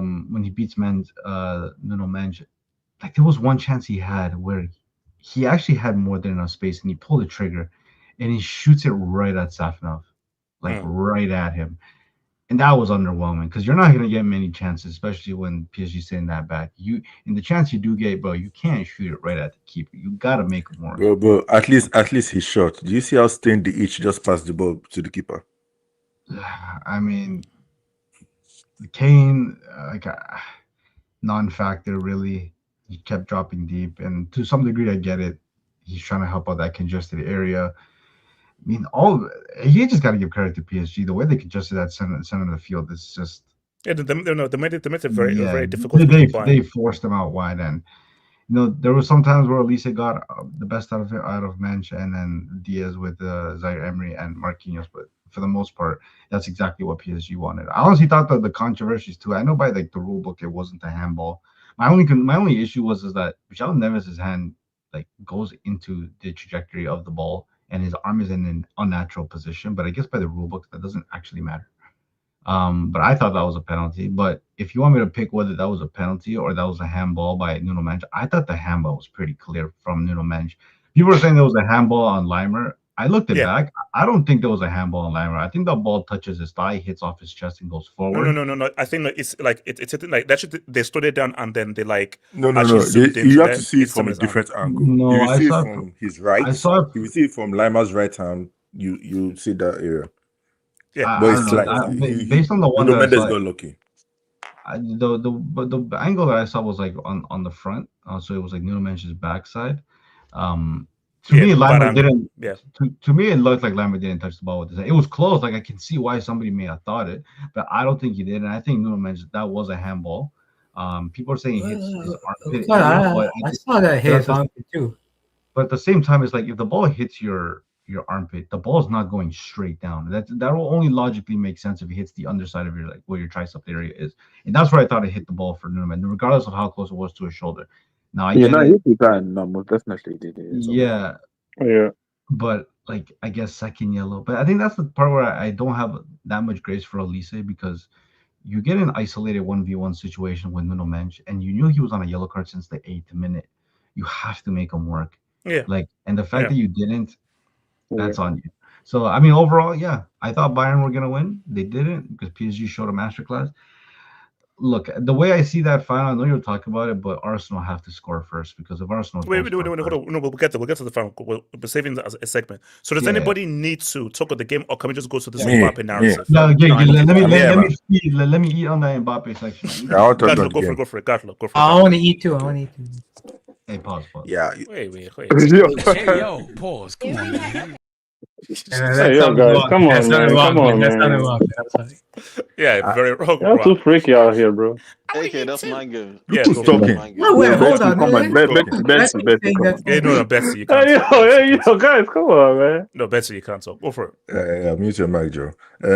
Look, this game was good in a different sense. Let's be honest. I like teams who can do both, attack and defend. Yesterday's game similar was very. It's similar to the way this game too was. Yeah, look, Olise, he tried, but no, say it the Nigerian way. Say it the Nigerian way. No, the French way is Olise. No, say it the Nigerian way. Yes, thank you, Alo. Ignore this guy. Yeah, Olise, he tried, but he didn't do well. Nuno Mendes, when he got that yellow card, honestly, I thought he was going to get rinsed again, but he did well. Shout out Fabian Ruiz, who was rubbish in the first leg. Second leg, he redeemed himself. He helped out. Homeboy on that left hand side. PSG were very good defensively. Stefan, his name. Stefanov. Yeah, his name in goalkeeper. He reminds me of them Navas, Valdez kind of players, goalkeepers, where the team is good, but you have those dodgy moments like that. You're not like you're not like the best goalkeeper in the world. Like the defense helps you a lot. Yeah, but you're still okay. You still get to do your job. You know, there's a funny stat out there that the first 6 shots on target that Neuer faced were all goals. Yeah. That's crazy. Like the first 6. But the funny thing is, he was Bayern's best player, bro. Some of the saves he made, bro, like he kept Bayern in this game. Like, and you see, that's the beauty of how Enrique plays. The first leg, you see, You know the funny thing is, are PSG better playing their second leg away? Because think about it, throughout this whole total, they made sure they won the first leg, and then make sure they didn't lose the second leg. And I was that's how they just played this whole thing. They literally almost got a clean sheet against Bayern, the Alliance, man, and they could have gotten more goals if it wasn't for Neuer. So shout out to that. Look, let's be honest. Okay, you see, the reason why PSG was always going to win this tie is just because I felt like their defense was better. Like, shout out Upamecano, but Pacho was always better. And with Marquinhos beside him, well, I don't rate Tar, okay? I don't rate Tar. Yeah. Stay in the H. You see, Lima, at least, I give him the defense that he's a midfielder playing in defense. But with all due respect to stay in the H, this guy on the right, no matter where he is, no, I'm sorry. Like his ass. No matter where he plays, he gets it. Like he gets it. Like how MKC was saying Kunde spreads. This guy spreads for anybody. Either you're a senior, you're a junior, you're anybody. Like this guy was on the right, Kivicha gave him. He went on the left, Due gave him. Like he was not safe anywhere, bro. This guy was not safe anywhere. Bro, and this guy, just to show how much of a bitch he is, this guy went to go and pass the ball to Stefanov. What kind of donkey ass shot was that? You were so free, and this guy went to go and do finesse. He passed the ball. Nah, I've never seen a weaker shot like that in my life. I don't care if you're a defender. I've never seen a weaker shot like that in my life. That guy is useless. Like I don't understand how that guy is supposed to be a defender / right back, left back. He just kind of shows you he's mid. But yeah, look, Due was on smoke today. He was on smoke today. Kivicha was on smoke today. Dembele showed up when he needed to show up. And he just kind of showed that this team, yeah, they have a lot of energy because they usually rest their players, and that's what usually helps them, let's be honest. But hey, shout out, another person we even need to shout out, that nobody's going to shout out, is the owner. For taking this different approach. This guy tried the I know we're going to get to Mbappe, but this guy tried the superstar approach, it didn't work. So my guy decided to try the other approach where he kept some of the PSG players, buy some players, step for how the manager wants to play it, and boom, he's gotten his reward, man. We're giving a guy credit for common sense, man. Hey, just want to hear something? We can't it's not common sense. What people do. This is a disaster. No. You say common sense. I mean, like Gatla, that's how you build a team in the modern day. No, Gatla, no, fine, but like only Perez tries to do things differently. No, everybody's like that's how you build a team in 2026. 2023, the narrative was that. Can I ask a question? The amount of money that PSG has spent compared to your club, bro. You said that's the thing to do.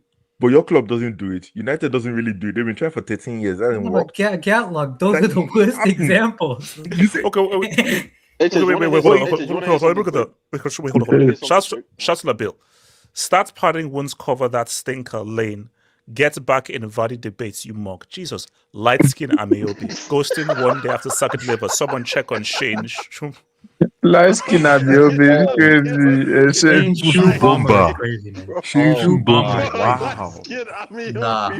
Nah, light skin Ameobi is crazy, man. Fucking taps, bro. Oh my god, man. You guys are wicked. Light skin Ameobi. But at least give him Nzogbi or something. Light skin Ameobi. Shola. Or something, bro. Or something like that. Light skin Shola. Crazy. Okay, we have to. You know what? I'm actually going to put it on the poll. Cracker Kane or light skin Shola. We have what to decide. Which one is it? Is it light skin Shola or Nah, that's best up, bro. Okay, guys, we're here, man. We're here. Chronicle, you might go there, Chronicle. Before Chronicle. So, Chronicle. Should Mbappe poison the PSG players before May 30th? I think he's already decided he will. He's a dictator after all. He's probably already ordered it. Shit, I don't know. HS, you're so cooked. No matter the outcome of this. Final, no. Chronicle, the Super Pigeons, the Orlando Tragic, Chelsea. And this UCL final. Chelsea and the UCL final. I mean, like all of the L's. All of the L's. I think that's Ronaldo. No. I am cursed. I know that I'm cursed. Yeah, I'm cursed. I think what you did there is the Ronaldo Juju World Cup. I think it's like rebounded back still. Yeah. Critical. I did that to save humanity. I did that for the betterment of humanity. As the country of Morocco. No. May 30th, it is going to be like this. Pull up my AVI, HH. Yeah. Better no, nothing crazy, bro. Where's the AVI, bro? Got low. Wait. Oh.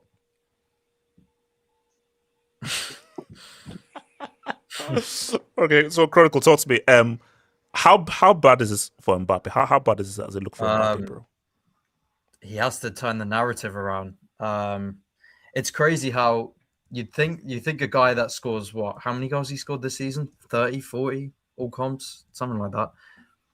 No matter how many he stat padded, he's still 44.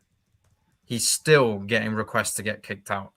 Now the argument is that like I've been saying, to be truly top and appreciated, you have to make those goals mean something. And especially when you think the front three was scoring a lot more goals before he came in, it was a lot more diverse. Benzema, Vinny, they were kind of linking up much better. Now it's a guy that doesn't. I saw a stat. He's like top 5 least distance covered in per 90. Like up front, he does not track out of possession whatsoever.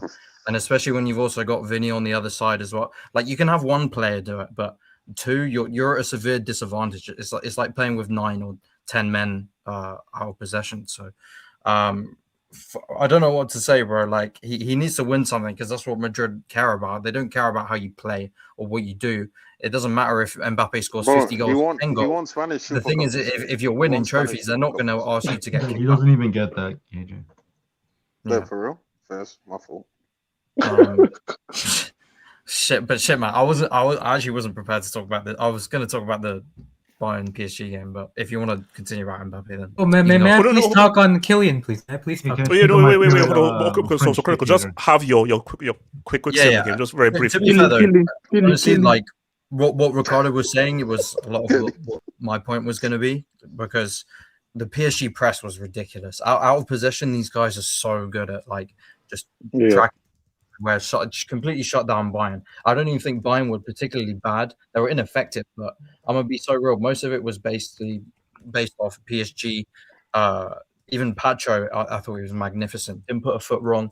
He even came up into midfield and helped double team on the flank with Marquinhos. Because Elise again, sure he could every now and then get past Mendes, but literally right next to him was Marquinhos or Pacho there to cover.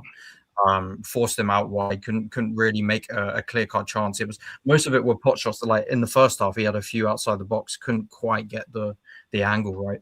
But again, it shows that PSG they get very comfortable when they're in a winning position, because they actually kind of prefer without the ball, because then they know that when they do get on the ball, the outlet is so good to counter attack. Kvaratskhelia, my word, he's elite. So, but yeah, I'm gonna keep it short like that. Fair play, PSG. Alo, talk to me. The Mbappe narrative, man. How bad is this for Kylian Mbappe? Hey, man. Alo, please. Yeah, what would he? Yeah, come. Nah, big up Luke Keeks, man. It's tough. To be honest, I think it's funny that after a day that PSG qualified, the main talk is Mbappe. Just shows how big he is, but fair enough. Now, to be fair, Hello. Nah, but to be fair, how do you say that in French, by the way? Vera, no, don't. We know what we're talking about here. I'll keep talking. To be fair though, I think it will be a massive, pain in his legacy if PSG win, because to directly win 2 back-to-back after he leaves, even I want to, drive the Mbappe PR, but that's going to be hard. Look, I just feel like ultimately, they were a team that was building, and he unfortunately left as they were going better and better. Do people really think they wouldn't win without Mbappe? I strongly disagree. I think they would have won. Probably looked even better if you could replace. Where's the proof? Where's the proof? Where's the proof? Where's the proof? Hey, let him cook. Let it go, bro. But I guess we'll never know, right? And alopecia, man. And he's so then don't make those claims, bro. You'll never know, bro. Yeah, well, no, but I personally think so, but we will never know.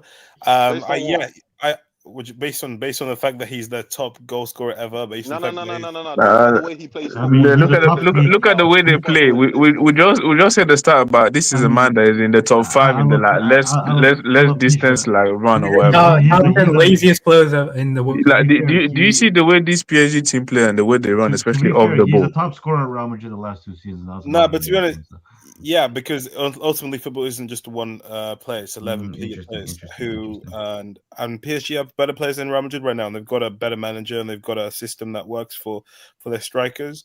Look, ultimately, respect Arby's. Respectfully, Mbappe's got to hold it. He's got to come back stronger in the World Cup, and that'll be a huge beneficiary for us. Us, your Ivorian Lawe, talk about us, bro. Yo, Ricardo, come doing the us gimmick, bro. What's funny? Fucking hell, bro. What's funny? There's a France Ivory Coast. Yo, Ricardo, can we do a 2-man gimmick on Mbappe? AK is doing 2-man. Yeah, Ricardo, you want to do a 2-man gimmick on this whole Mbappe saga, man? Wait, double team? Yeah, here's the thing. It says 2-man, not double team, you weirdo. No, we're taking Mbappe to Paris, man. Yeah, AK.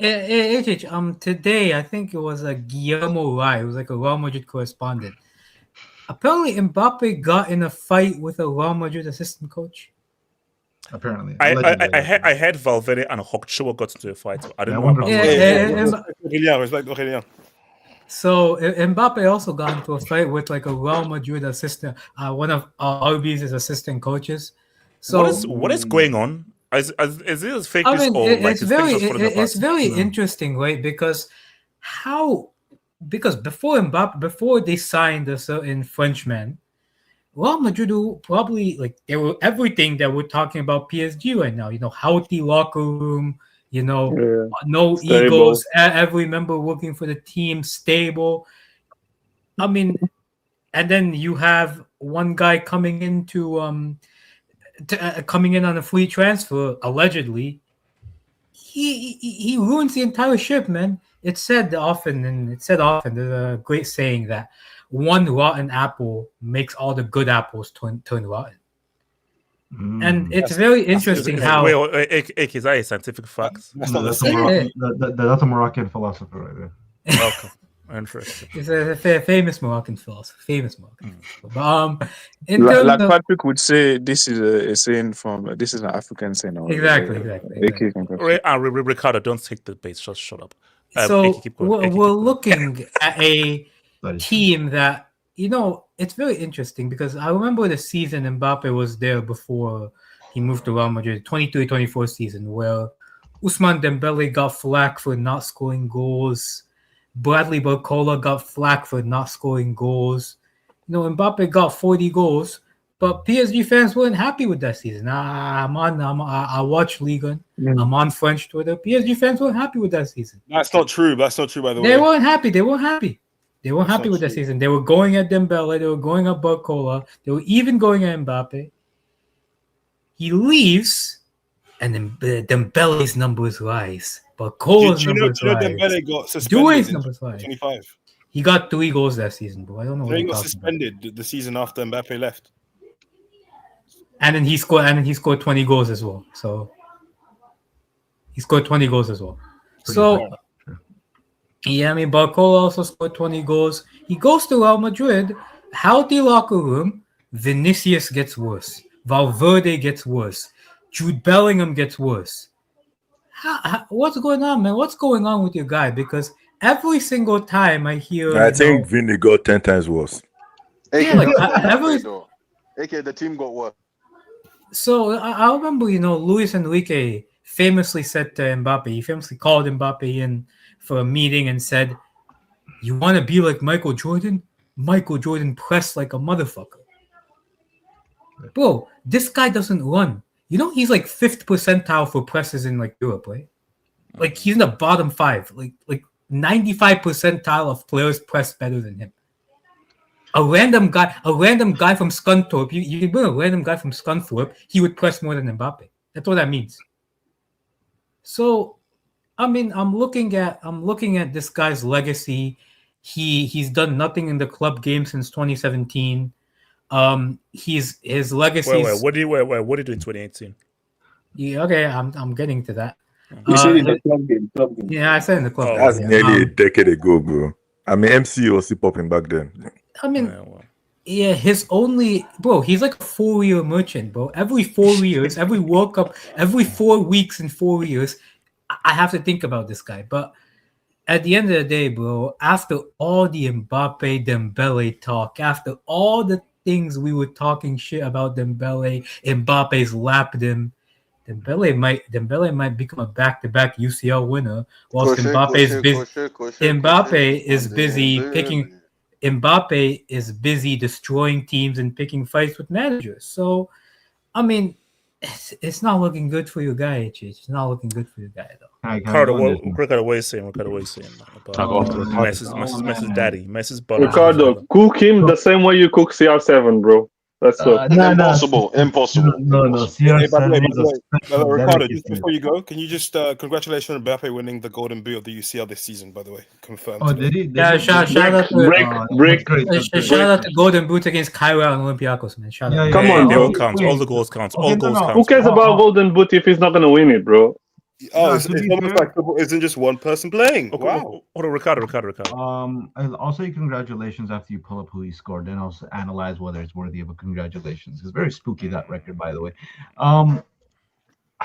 Look, by the way, I can't cook CR7 and I can't cook Mbappe to the CR7 level just because CR7 is a special, like, it's a delicacy. Like, it's got to marinate right. Conditions got to be correct. And look, we might have another cookout session coming. We're gonna have a post match for that Al Nassr game. Saudi edition. There might be a Michelin star on that cookout too.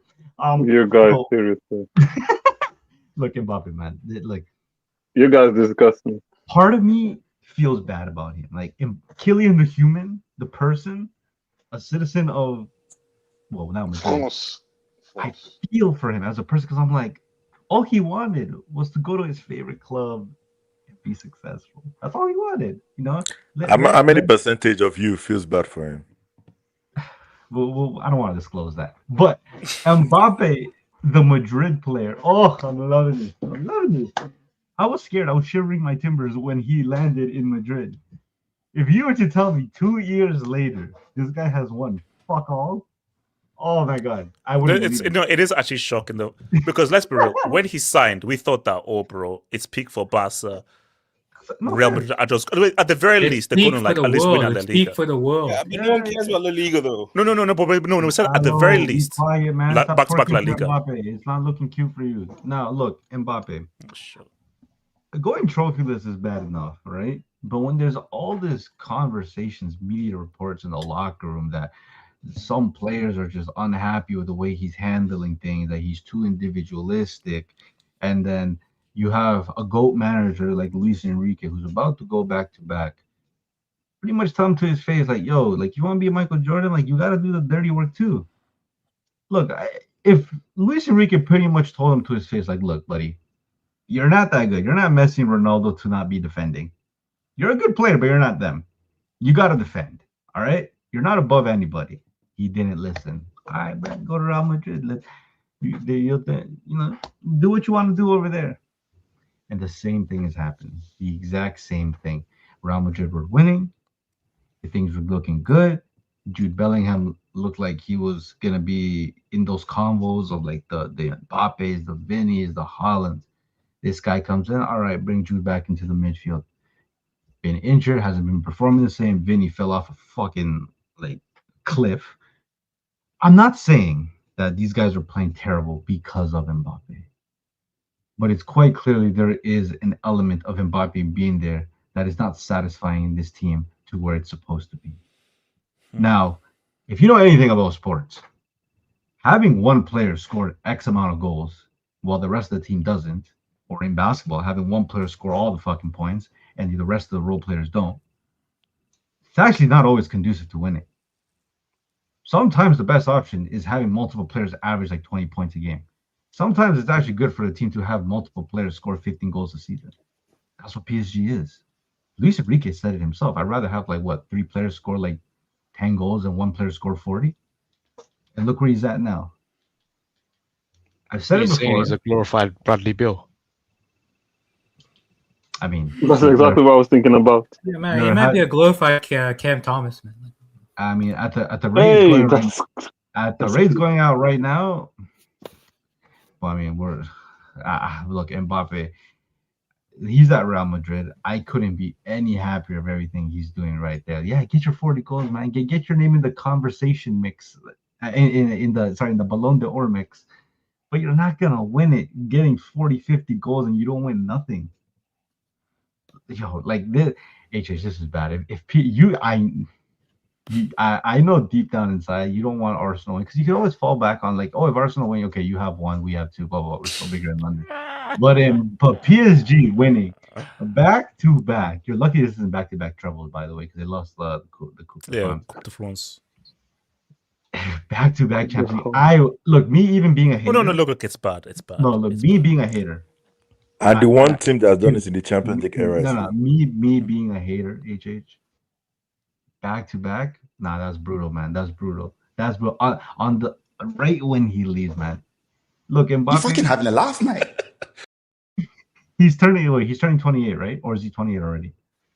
Yeah, I think he's 27. His birthday's in December. In December. So I think it's released in December. Let's just assume he's turning 28. So the next time we're gonna be here, he's gonna be 28 and a half. All right. Is he in a position to win the Champions League next season? These guys are planning to get Jose Mourinho in 2026. Wait, how old was Ronaldo when he won the Champions League at Real Madrid? Yeah, but look at Ronaldo's a better player. Ronaldo's a much better player. You think Mourinho will get Cristiano? You know what? You're gonna make me start. You're gonna make me start twerking for Ronaldo. We're just asking. Oh yeah, we did that.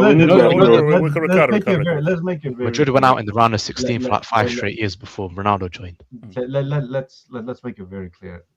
Kylian Mbappe is not in the same stratosphere as Cristiano Ronaldo. Okay, he's just not. And don't give me no World Cup shenanigans because Ronaldo has never had the luxury of playing a star-studded French team. All right. And my theory is starting to prove correct every single time. This guy cannot win when the talent is not with him. You can say, well, what about when he had Messi and thing, bro? Okay, they won Ligue 1, but it wasn't a functional team. And mind you, the rest of the team was ass apart from the front team that never even fucking pressed anyways. When this guy presses less than Messi, I'm not pulling that out of my ass. That's actually a stat.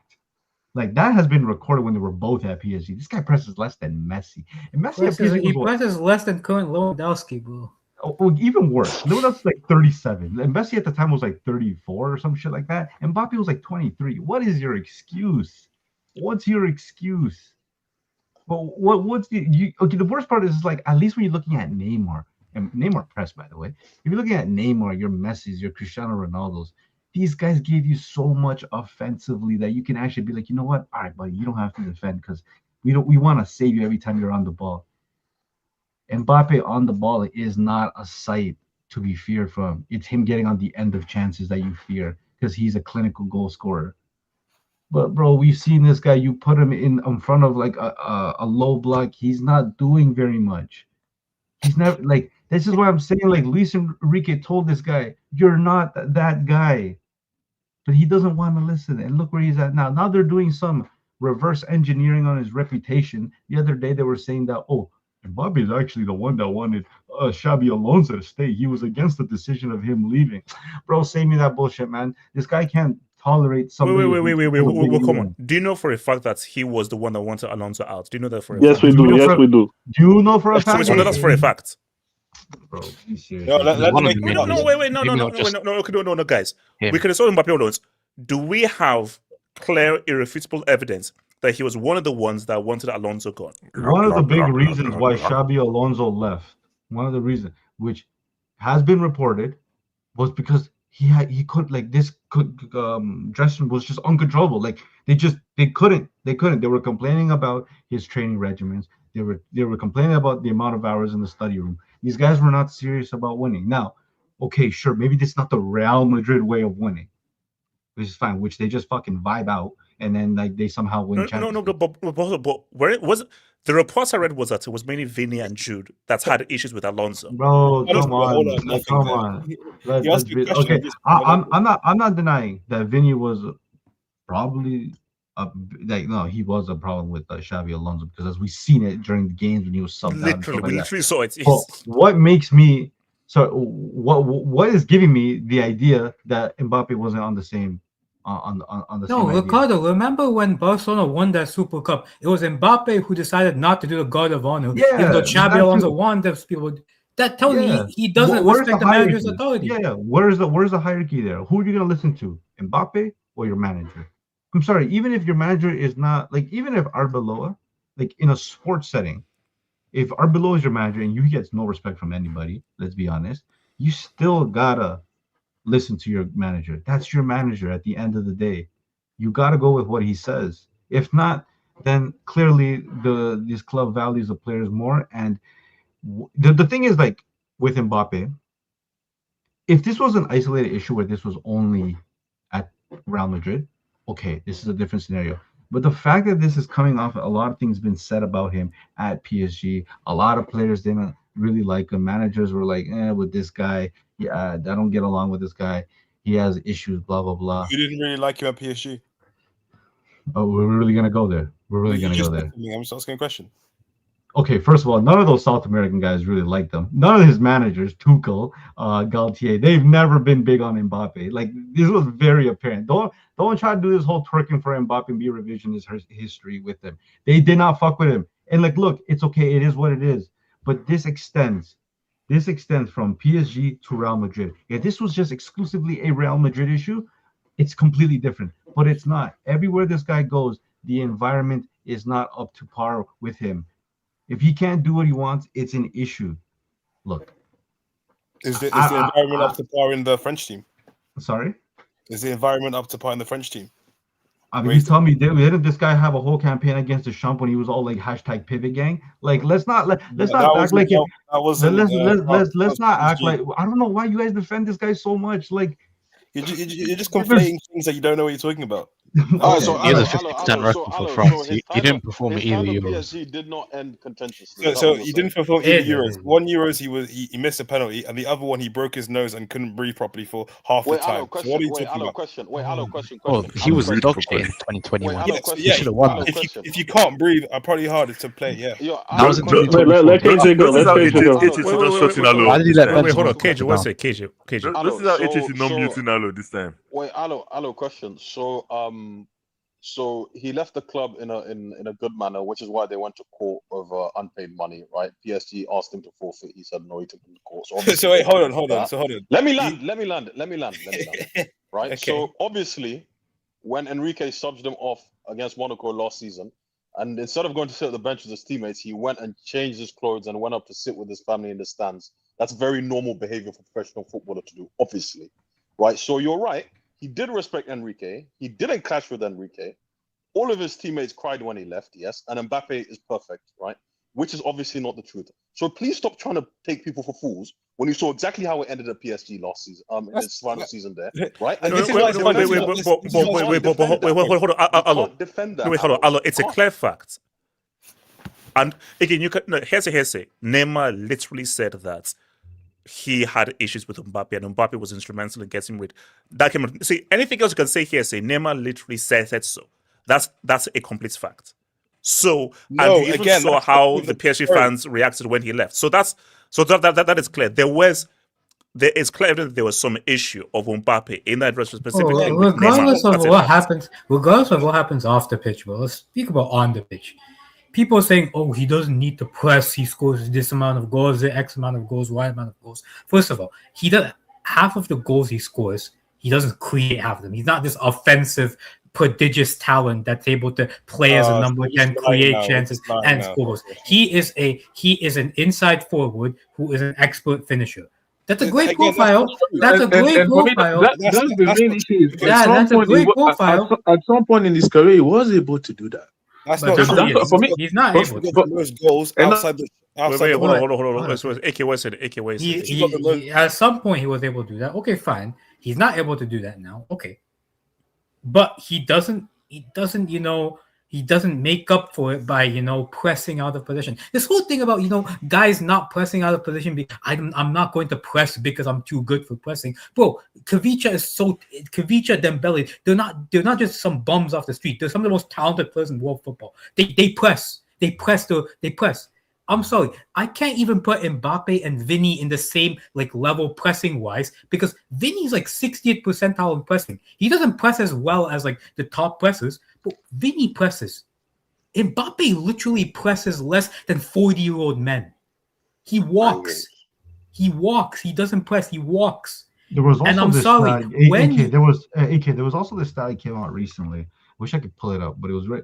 I think the thing is from 2020s. The top 10 players who have been offside the most. And this guy was rank 5. I'm like, bro, so he doesn't press and he's always offside. So I'm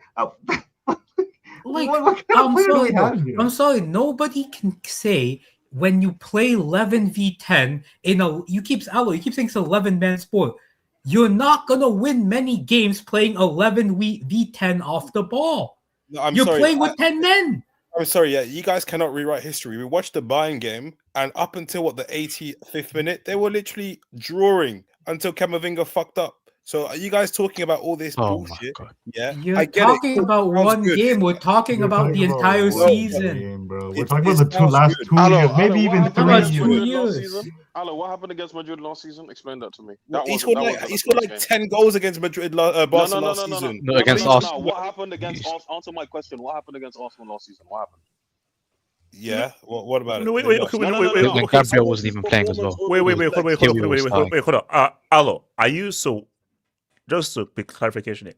Are you saying that Mbappe was not problematic for the balance of the PSG team? Which year?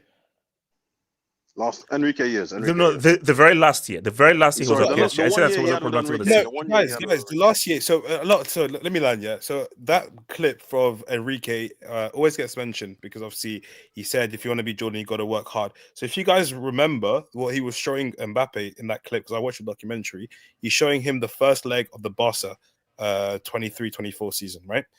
If you guys look at the second leg, yeah. There's a sequence where I think it was Rafinha got the ball on a counter-attack and Mbappe is the one chasing him. Anyway, that doesn't really matter. Mbappe literally knocked out Barca that year. Scored 2 goals at the Montjuic. Against 10 men, bro. Wait. I'll ask the question again. I'm getting there. Okay. So do you remember the goal? Wait, hold on. Let him land. Let me land. So the reason why I think the Dortmund game, so they lost in the semi-finals. You're right. I think Mbappe's pressing is an issue. When you guys make it a whole issue, I disconnect because I don't think it's the whole thing. But I do agree that you have to defend as a team, 11 men. But if you look at the Dortmund game, the last season, if you look at it, they hit the post and the bar 12 times, a record history in the Champions League. So it's one of those ones where if it's not meant to go in, it's not meant to go in. Of course, Mbappe's got faults. He's got things he had to work on. He's things that he's done really badly, like the Monaco when he went to join his mum. That's horrible. I agree.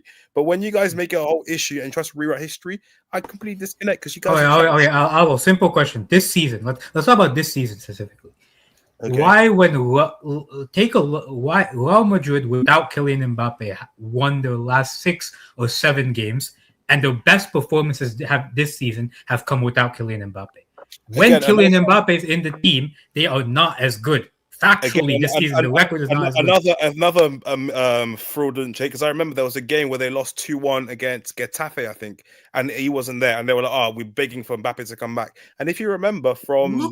you can't use individual. Look at the record over the season. 1 game sample. No, but there was games where Mbappe wasn't there and they lost. But let me land. From November to December, when Real Madrid had a 4-point lead at the top, Mbappe scored 12 goals in 6 games and literally they won 6 games out of 6. So the first 6 games with Arbeloa when he was there, Mbappe was there. He scored in every game, and they had a 4-point lead. Obviously, when he got injured, they lost the lead, and they were crap the whole season. They don't even have. Can I ask you a question about his? It's escapable, maybe. Yeah, please. Forget the football, because you keep talking about the football. That incident against Monaco last season, and what's his name, and Arbeloa today. Alonso earlier this season, and with the Madrid staff member, right? Is there a fundamental problem with his behavior outside of the pitch? What's below today? Alonso, basically disharmony within the dressing room. Disharmony. Okay. No. Look. Okay. Wait. Hold on. KJ. Before we go there, look. Again. Go ahead. Let's just go back to the whole thing. The reality is this. Again, if we're just going to have like a proper nuanced conversation here, the reality is this. All because Mbappe doesn't work for the chemistry of a team doesn't mean that Mbappe is a bomb player. Saying Mbappe is a bomb player, you're a moron. The guy is an excellent finisher. I think that he's not as good technically as he was as a Monaco days, but to not to say that he's not literally one of the best finishers in the world is stupid. But being a great finisher and a great goal scorer doesn't mean that you work for how a team is supposed to be balanced.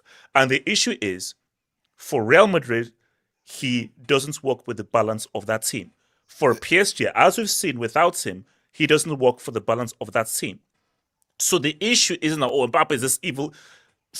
On a footballing balance level, he simply doesn't work for either this Real Madrid team or this PSG team. I disagree. And that's just I'm sorry. Hello, you want me to be honest? Right? Watch the Dortmund game. Watch a Dortmund game again. Yeah, and you'll see how many chances they had. You won't say that. So basically, if they had won that year in 23-24, would you have said that? I don't think you would. So some but games they didn't win though. But Alo, we can do this if some buts. They didn't win Alo, as a football person, you have to just say that Mbappe is a outstanding finisher. But when you look at how this PSG team operates, I don't know how Mbappe goes into this team and they play as well as a team. Yes, he's a great finisher, but how this team operates where everyone defends. It's a very simple equation, HH. What you provide on the ball, what you provide off the ball. Mbappe provides 0 off the ball. Let's just say he provides absolutely nothing off the ball. That's not true. But what Mbappe provides on the ball does not outweigh what he provides off the ball for him to provide 0 off the ball. If Mbappe provided what he does on the ball but provides 50 off the ball, that's fine. That's bad. No. Because the reality is this. Again, you can do 2 things at once. We can say Mbappe is an outstanding finisher, superb finisher, but off the ball, he simply is not as effective or works as hard as Kivicha, Doué, and Dembele. And a massive reason why PSG are such a dangerous team is how hard they work off the ball, specifically with the front 3. That is a key part of their game. And the thing again, like there's going to be games in today's game. For example, you were not the best team per se. There's times where you have to defend. You have to help your teammates out. Today we saw sometimes Kivicha come back, and the thing with Mbappe, yes, he does it sometimes. I've seen him do even for the national team. Sometimes, yeah, he will sprint back, but again, it's a 90-minute thing. You can't just do it when you want to. It's not just okay. And a lot of times when Mbappe does it is when he knows he messed up. Sometimes when he loses the ball or stuff like that. And this is why I'm happy.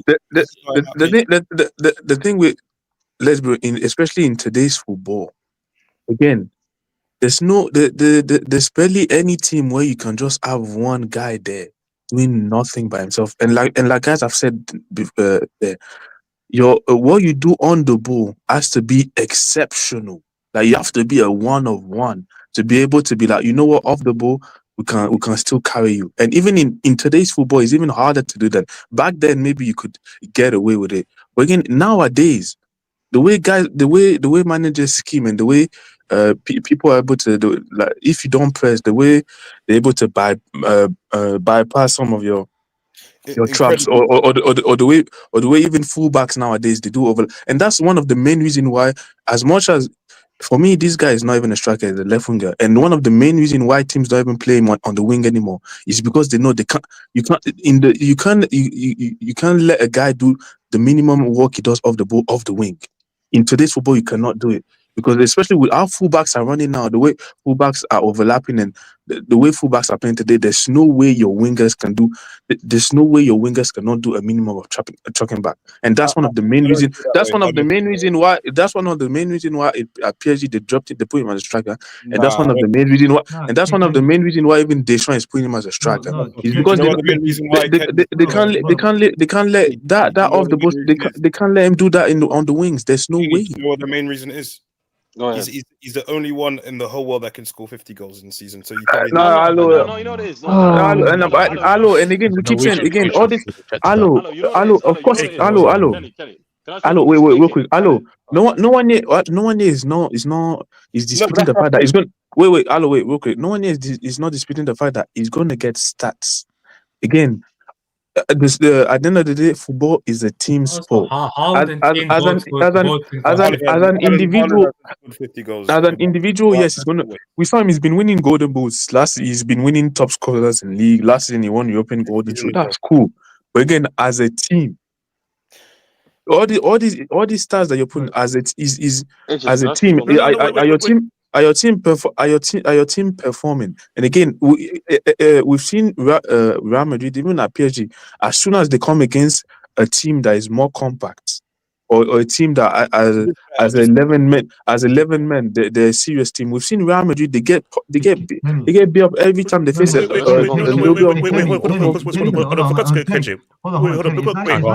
when Kenny play. Oh, sorry. When Mbappe, okay, it's one thing, like, he's obviously a natural left winger, and you're right. When he doesn't defend, you're isolating your entire fullback, especially in a game where pretty much wingers are fullbacks and fullbacks are wingers now, essentially. So you have to do double the work. Now, Mbappe, at least for Real Madrid, he's playing it as a striker. And when you watch Real Madrid play, he doesn't fucking operate in striker spaces. Like, how many times have we seen Real Madrid, they cross a ball and Mbappe is nowhere to be seen? He tries to do the Benzema thing. He can't do it. He can't flap his back. Mbappe is really good in certain aspects, like getting in behind the defense. But him dropping deep, trying to play 1-2s like here and there against like low blocks or even games that are congested in the middle.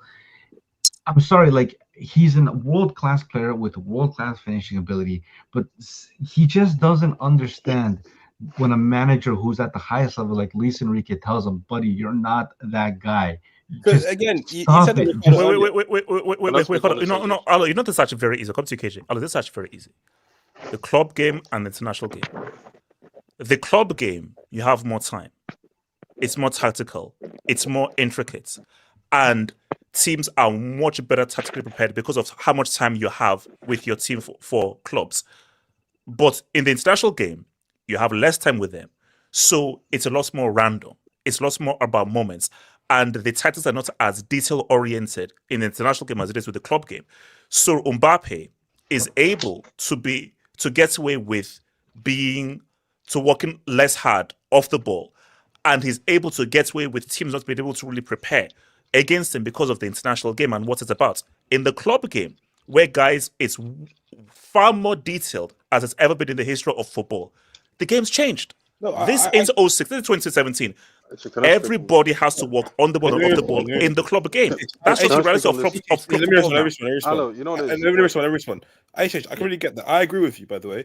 But for me, and by the way, what you just said, completely agree. Like, there's literally no passengers allowed in this game. But for me, is when are we actually going to have the real conversation about Real Madrid's quality of their squad, about severe players, or several players that they have that have completely, drastically, massively, shut down since 2024. Said the same word 3 times in different words, but that's fine. So for me, when are we going to have the conversation about Bellingham? That his performances from 2024 to now, Vinicius, Rodrigo. Okay, can we not argue that these performances became worse because of Mbappe in a way? But Ala, here's the key thing. Both things can be said right. Yes, they didn't replace Toni Kroos. Wait, hold on. Alo. Yes, they didn't replace Toni Kroos. Yes, the defense went down. But at the same time, Mbappe and Vini don't work out. And Bellingham has also played a different role because Mbappe is there. Two things can be right. Yeah. No, but let's talk about that though. Let's because you guys forget Okay, that. Do you Alan, just a quick question. Do you think Real Madrid's team is more talented or has higher quality than Barcelona's? Not this Real Madrid. No, I think that this. I think that's a lie. No, but like, come on, who are the players?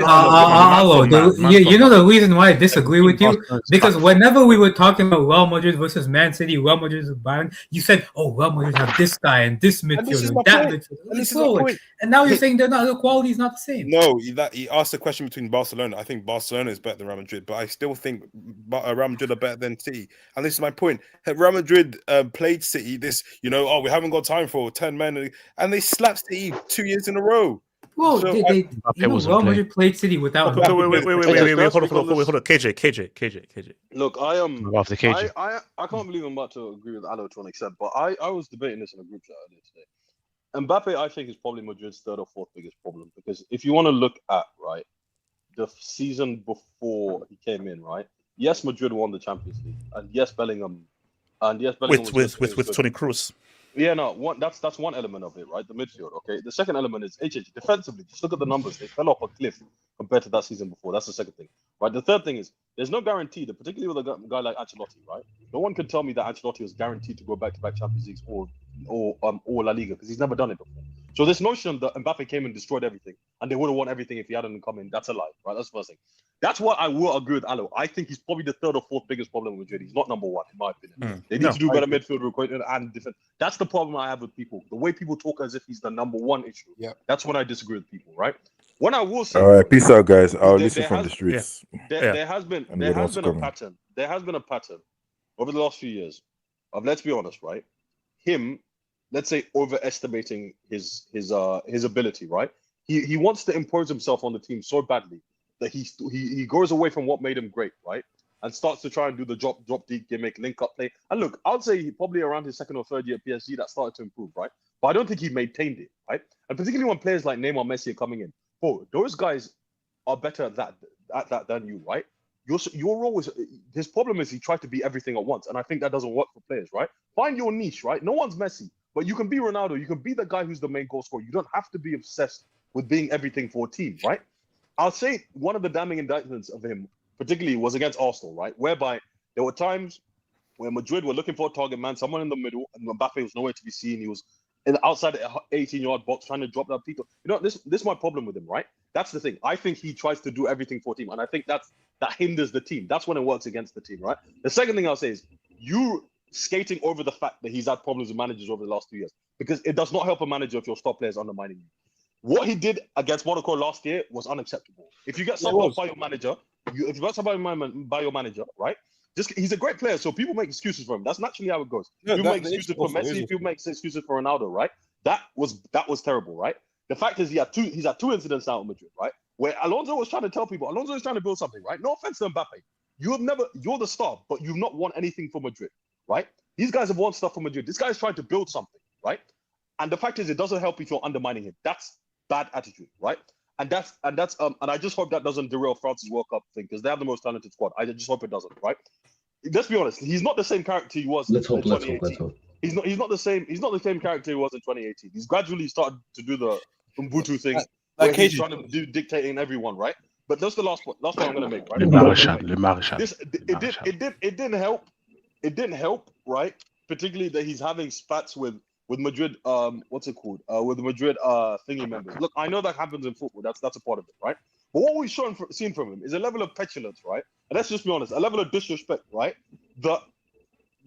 If Madrid managers had some balls, they'll drop him. Because whatever you want to say about Enrique and Dembele, yes, Dembele was dropped, right? But Dembele came back and won him a fucking Ballon d'Or, right? Because he realized I'm not bigger than the club. And Mbappe has to get to that point where he's not bigger than this team, he's not bigger than this club.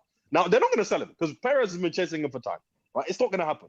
But what he does have to do is adjust his attitude and adjust his role in the team, right? Except that he can't do anything and everything, right? Because let's be honest, I think it's very unlikely to happen. But if he does end the 6 or 7 years, he's probably be in Madrid with no Champions League, right? When it comes to the best players in the world, guys, we don't give them excuses for things like that. You're a team that wins Champions League for fun, right? We're not going to give you 6 or 7. You're not going to have 6 or 7 years, right? Where like you're not scoring in quarterfinals. He's scoring in quarterfinals this year, fair enough, right? Let's say you're not scoring in semi-finals and stuff like that, right? We're not going to give you that excuse, right? If all the tools are there for you. Let's say once Madrid improve, they'll have no excuse. Once they get better defenders, once they get better midfielders, possibly, whatever it is, that's fine. But at this moment in time, the last 2 years, right? It's not been all his fault, but he has played a part, and he does have to improve certain elements about himself as a player. We do have to accept. That's fine. And KJ, I'm right there with you. Once he has a Champions League winning team and he doesn't do it, then we can get onto him. Like, if you think this is a Champions League winning team, then boy, like, come on, man.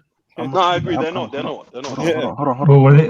So they weren't. So they weren't a Champions League winning team just because Cruz left. Is that what you're telling me? Hold on, Ricardo. Mbappe fans are the best thing to happen to Kroos' legacy. Ricardo, defense fell off as well. Elijah Weston. Elijah. And I'll come to Labil. Elijah. First, pull up my AVI. Pull up my AVI. AI is a very disgusting thing. I'm going to tell you that. Oh no, bro. Seriously, guys. ChatGPT. One of the best things I've done is getting into the ChatGPT, bro. It's freaking hilarious, bro. Like ChatGPT is one of the greatest inventions, bro. Your thumbnails, they look like you're one of those old people that discovered something on Facebook and now they're having fun. No, bro. Literally, I've just been on ChatGPT. Oh, this, that. It's freaking amazing, bro. I'm like, wow. You have some wild thumbnails. AJ, one thing I will say is that this idea of until he has a Champions League winning team, bro. That is where I disagree. Because by last year, January, nobody said PSG was a Champions League winning team. Like, you having a Champions League winning team is on the basis if you win the Champions League or not. Like, no, it's not. Yes, it is. If Barcelona had won the Champions League last year, does that automatically make it a Champions League? Yeah, you don't have a Champions League winning team. That's why you got. Okay, but you're missing the point. You're missing the point. But you did though. You just folded against Inter. You did though. You had no, but that's fine. But we look at it today. I said it from the very beginning. We lost Inigo Martinez, one center back. We got we ended up reinforcing with Marcus Rashford. You're telling me Inigo Martinez was the difference between being a Champions League winning team and not? Like, that's absurd to put that on Inigo Martinez. We're talking about Kylian Mbappe here. We're not talking about some guy in the mid-30s defending for Barcelona. This Real Madrid team, you're saying that the difference between them being a Champions League winning team is Toni Kroos, but in exchange you get Kylian Mbappe. No, again, you're being disingenuous for no reason. You're being disingenuous. Ricardo, you have to. Come on. No, but I'm saying is that you can't tell me he's not on a Champions League winning team when he quite literally joined a Champions League winning team. No, he didn't. No, but Ricardo, you know why you're being disingenuous there is that you are not giving credit to how important Toni Kroos was to that team. I'm not saying and also you're not putting into the fact that they may be talented, but Camavinga and Tchouaméni, they've shown that they literally can do the job that Toni Kroos did. And you're not putting into account that the defense has just been worse. Okay, so if you remove Vinny, there's no player in the world that's going to replace Vinny in those runs anyways. I'm not undermining Toni Kroos's value to that team. It was obviously superb because of the way he went out and the team went downwards. But can you keep the same energy with PSG? Last year in January, were you saying that team was a Champions League winning team? No, but they bought. Okay, there we go. Okay, KJ, be serious. They booked Kovic in January. What do you mean be serious? Okay. Let's go 1 month back in December when there was nothing but turmoil between Luis Enrique and Dembele. Were you saying then that was a Champions League winning team? But that's disingenuous because how can you say that from 6 months beforehand though? That's and it also teams improved. But that's what I'm saying. But when PSG did qualify for the next round, no one thought that they were going to win the UCL, bro. But that's my point. You're only saying they're a Champions League winning team on the basis if they win the competition or not. That's not how you I'm saying gradually teams can improve. That's the first thing. But the second thing you're forgetting, when you're talking about Madrid, it's not just Kroos. That's being disingenuous. Defensively, statistically, look it up. They fell off a cliff compared to the season before. No, I will agree to you that obviously in football it's 11 men. Actually, you can go deeper because your bench actually matters, right? Yeah. And they've had loads of injuries. I will not disagree with that.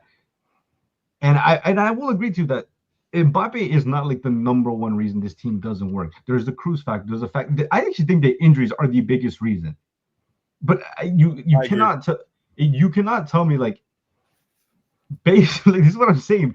it is not just an exclusive Real Madrid issue, because if it was just exclusively a Real Madrid issue, I wouldn't even look at as Mbappe as a real factor why this team doesn't work. Like if he went from PSG and we're playing great with him and they were winning at least like they won a Champions League, then he left, I wouldn't put that on Mbappe because he has shown previously that he is conducive to winning the Champions League title where he goes.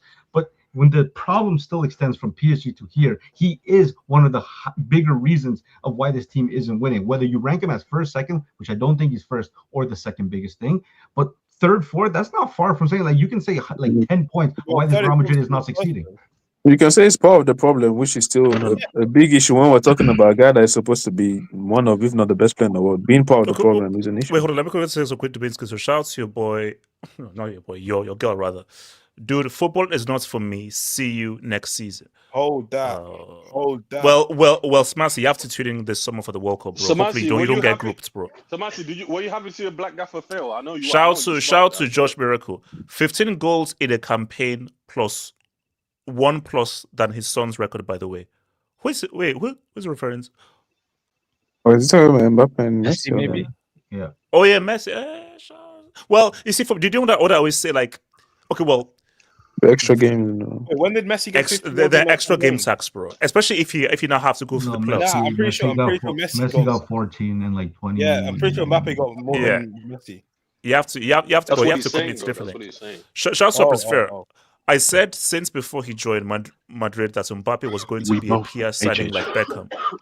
They need a close replacement and center backs that summer. Myself and a bit they need to. One thing about Real Madrid fans is that you're not going to find a Cruz replacement. Like I know HH doesn't really rate Cruz, but he's a one-of-one midfielder. Like there's no player in the market that is going to give you a Cruz level replacement. And even if you find a fraction of that player, there's no certainty he's even going to be that player. Okay, but no one was saying a Cruz replacement. Just the actual gets close to him. Which Camavinga and Tchouaméni unfortunately aren't. A Cruz profile, yeah. Again, who's that player? Wait, sorry, hold on. Elijah, what do you want to say, Elijah? You want to say something? Abrisfer and I were there on that stream that day when he signed. I said it. I told you, I said HH. It was Mbappe. You guys are going around. You guys are having great points. I agree with everybody, what everybody said, Ricardo and Alo and KJ, but you guys are forgetting the thing. The main question was, back when he signed in that summer, was Mbappe needed? Yes or no?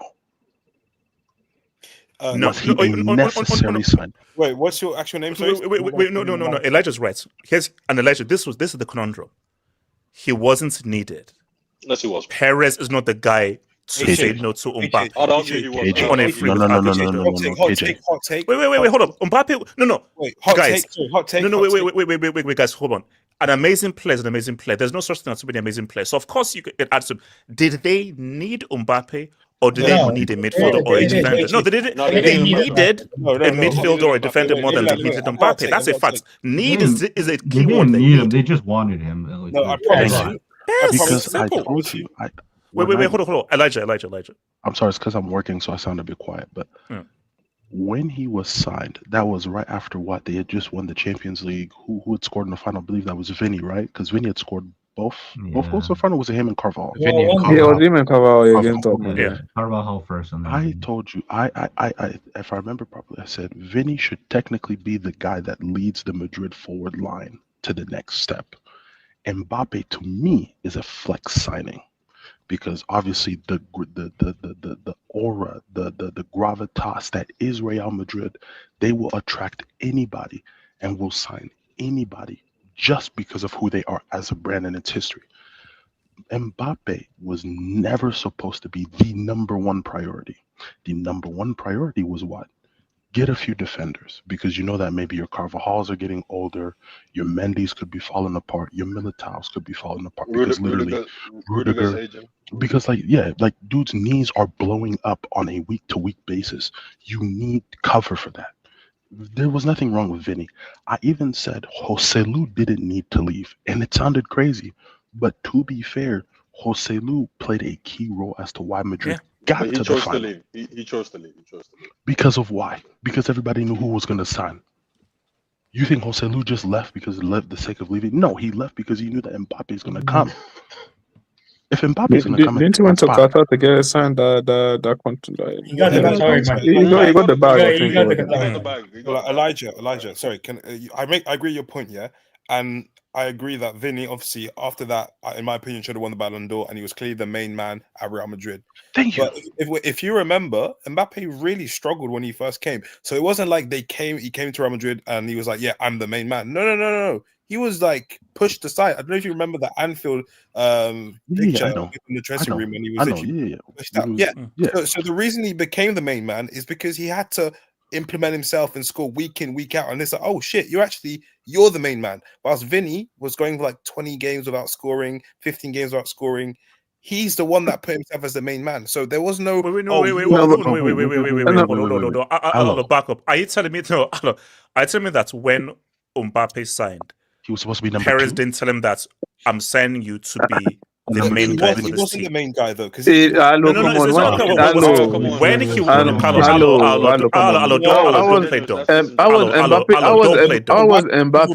Mbappe viewed in the world at that time. He was looked at the best player, or one of the best player in the world. There's no way you're bringing him to your team and you're telling me you're going to be second fiddle to Vinicius Junior. What are you talking about? Do you understand who Florentino Perez is? This guy hated Cristiano Ronaldo because he wasn't his signing. I'm saying in October, I'm pretty sure Mbappe won like 6-7 games without scoring a goal. But again, that's cool. But again, as soon as you make a signing like that, again, yes, you can have a bad start or whatever. But that already when a player of that stature comes into the club. Kenny. Alo, you're making because we don't have to waste time. Alo, you're making relevant points. The points you're making is relevant to what we're saying. Forget about having to prove your worth. When he was signed as you are the marquee player and you are literally a bigger star than Vinny. That's a fact. They made him the highest paid player. You're the highest paid player of the club. Here's a simple thing, man. And this is I think at the end of the day, this is the conclusion. They shouldn't have. Kylian Mbappe was not a priority signing for this team. No. It shouldn't have been a priority signing for this team. He could have gone to anywhere that needed a left winger, that he would be the first choice left winger or the first choice attacker. This team proved it could win without Kylian Mbappe, given the structure that they had. All they needed to do. That wouldn't have been sustained. And why are we saying? Wait, hold on. Let me get the points. AK. First of all, would it have been sustained? Would it not have been sustained? Nobody knows what's going to happen. The least you can do is continue the system that you were successful with under Carlo Ancelotti. Now, here's the thing. Carlo Ancelotti went through that season where he won that UCL, but then he had a trophyless season the year after. But that trophyless season, not a trophyless season, he only won the Copa del Rey. That season and this season, there's a big difference. Real Madrid played well that season. It's just Benzema became old and he wasn't able to provide the level that he did the previous season. But they still played there was still a level of balance and a level of stability at Real Madrid. AK, can I ask? AK, was Joselu the long-term solution? No. Joselu was not the long. Mbappe. When was Mbappe as a 9 like a viable option? Yeah, exactly. I remember at that time it was either him or Harry Kane. And they did, and a lot of or Holland as well, but a lot of Real Madrid fans, they said when Benzema was declining, he was get out. That was the time to sign either be Holland or Harry Kane, just because Harry Kane was like the closest in profile to Benzema in that time. But no, they got greedy. They went with Mbappe. Mbappe's last 2 seasons at PSG played 9%. But if you look at the way he played, you know that guy, he wasn't a 9%. No, the positions he played, he never played as a 9%. A lot of the time, and that's what like people said, I don't think it was a needed signing, because if you look at the way Vinny plays, the position Vinny uses the position where Vinny uses the ball, and where Mbappe does it. Even when he played as a 9 at PSG, the guy always comes off that stem left hand side. He always goes wide, and he specifically goes to the left. So I mean, that's Mbappe as a 9. Let's go. Even at PSG, I don't think that was a But that's I what don't even Perez think bought him that's as. and that's Wait, hold on. and that's the whole issue. Hold on. AK. I'll come and see. I mean, like that's the whole point here, right? You're buying a guy who won't even play his best position in the team. His best position is not a 9, because the best player on the team that you won with is your left winger, and that's what this is such. It's such retarded logic. Sorry to use that word, but it's such the logic, bro. Like we're here saying that it tells you like this wasn't needed. You're buying a player who plays the same position as your best player, and in order to try and fit him in, you're playing him in a position he's not comfortable in. Mbappe hasn't played winger since 2022. So what are you guys talking about? Come on, no, but you see we're talking about the position. No. Alo, do you understand how football works? Football is not about it's not about what you see on the formation is not what it's actually. There's a thing called heat map and the positions you take up mostly during the game. So it may say striker in the formation before the game, but the positions he takes up and his heat map is more wide on the left, which is coinciding with Vinny. No, it's not about heat map, bro. It's about the fact that you said he didn't play striker since 2022. Mbappe's apex as a player was between 2017 and 2020. It was actually that 21-22 season where he played left wing. Mbappe's apex as a player has always been left wing. Mbappe hasn't been the same player when he's played striker compared to when he's played left winger. So the whole point is that you're buying a player who doesn't play his best level in a position that he doesn't play his best level in. Instead, he's not scoring everyone else. He's not good at. That's not the point. If he's scoring, but the team's scoring less, what's the point of him scoring less? But this is the point. Wait, hold on. So shout out to Joe Marico. Mbappe's slander is proof of declining IQ. Best performing player since summer 2024. It's 85 goals, 100 games, golden shoe, 15 goals in USL, and he's the problem. We'll keep finding the good fight, man. We'll keep finding how many goals you score against Kyra, Olympiacos, and all these bum-ass teams, bro. You have to show up in the knockout stages. Wait, hold on, Miracle. Hold on, no, sorry. Okay, AK, sorry, finish up, AK. The point here is nobody's trying to say Mbappe is a bad player. Like, bro, the whole point is he comes into a team where he doesn't play his best football because the team plays the best player in the team literally plays week in, week out in the same position. That's number one. Instead of buying a player who impedes your best player, you should buy a player that you need. If Kroos is leaving, you should buy a midfielder that A is press resistant, B can pass the ball, and C can keep the ball under tight pressure, help the team build up.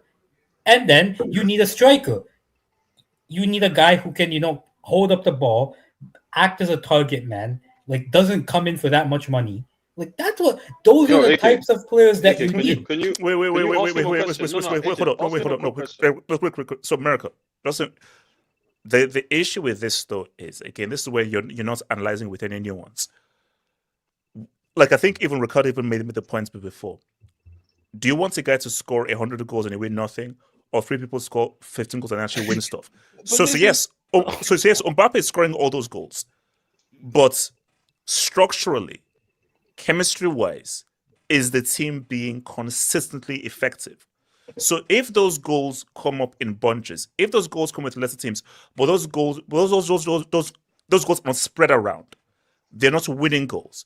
You don't spread those goals around that can keep your momentum in a league.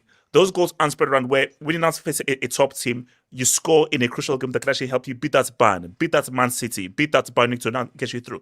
So if you just take stats without context, without nuance, then we're just going to be here where, okay, fine, he's got all these goals, but they're not trophies. So do you want one guy to get all the goals, or do you want the guy to get less goals, but you want some trophies with them, bro? Come on. I'm really disappointed you said this because...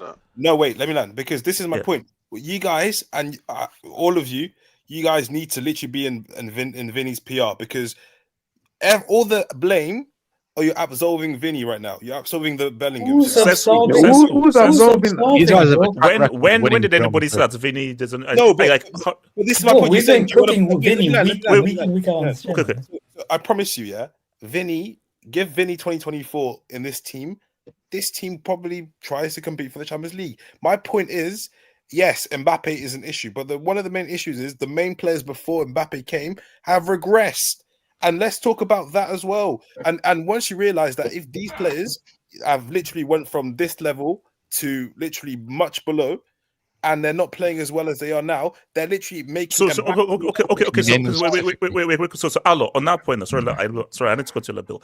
But Alo, if you play football, don't you realize that if a certain player comes in, it affects the way you play the game. Your role is different because that player takes up different spaces, makes different decisions with the ball, and therefore you have to adjust your game because you're feeding off of the energy of a player.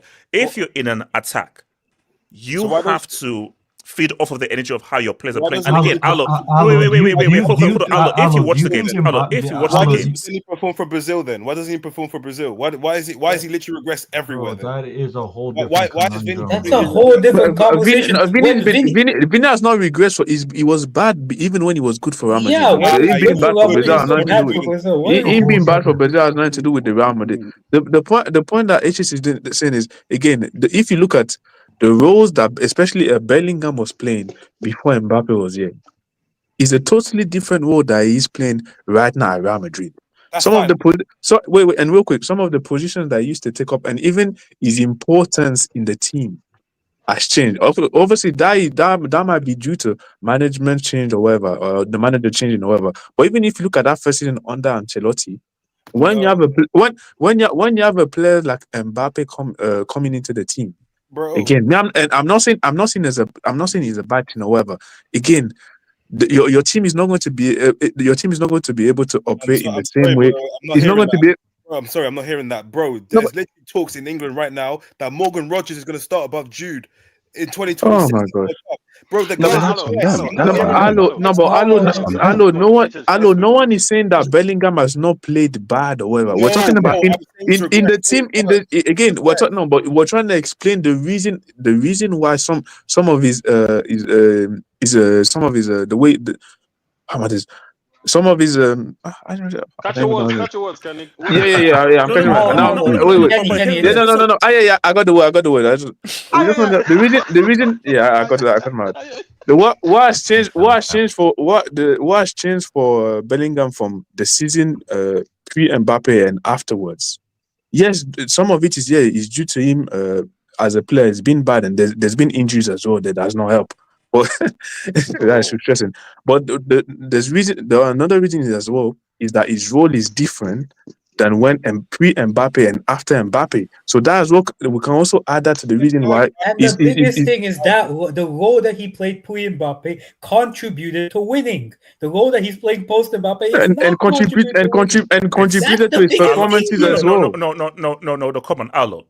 Surely you can see that. Alo, surely. Wait, hold on, real quick. So, Alo, surely you're not telling me that Mbappe arrives and miraculously, out of coincidence, Vini and Bellingham's level just drops. And Valverde. So you're not saying that because Mbappe is there, Vini has got to adjust his role, Bellingham has to adjust the role to the winning role they had before Mbappe came there. It couldn't be that reason. Is that what you're saying? There should be a question of how much Mbappe does. How much does he complement the players around there? Is he versatile enough to elevate the players around? Like, yeah, that's the one thing they have to like. I think there was one that brought up. And I was thinking of someone like Lewandowski, where a team typically has to be built around their goal-scoring traits. And that's the thing with Mbappe. You can build a team that is going to complement Mbappe's goal-scoring trait. The problem is that when this guy starts deviating to things that he's not great at least with Lewandowski, yes, with their players that sacrifice their output for him, well, if you have a player that can give you like 50, 60 goals, like Mbappe can, like, you're going to do it. But the difference is, like, the thing with Lewandowski is that he doesn't try to do things that he's not. Okay. That's the thing with Mbappe. That's fine. You know, Ricardo, last point, I'm going to go as well. Yeah. So I'm happy you said that. In my opinion, that's just my opinion. You may not agree. Maybe no one here agrees. Maybe no one in the streets agrees that none of these players have regressed just by themselves individually. But my point is to that, yeah, what you just said to how much does Mbappe contribute to winning in squads. This is why I'm really happy He's the captain of L'équipe de France, and he's got players that are in form with Dembele. Let me land. Dembele, Bakula,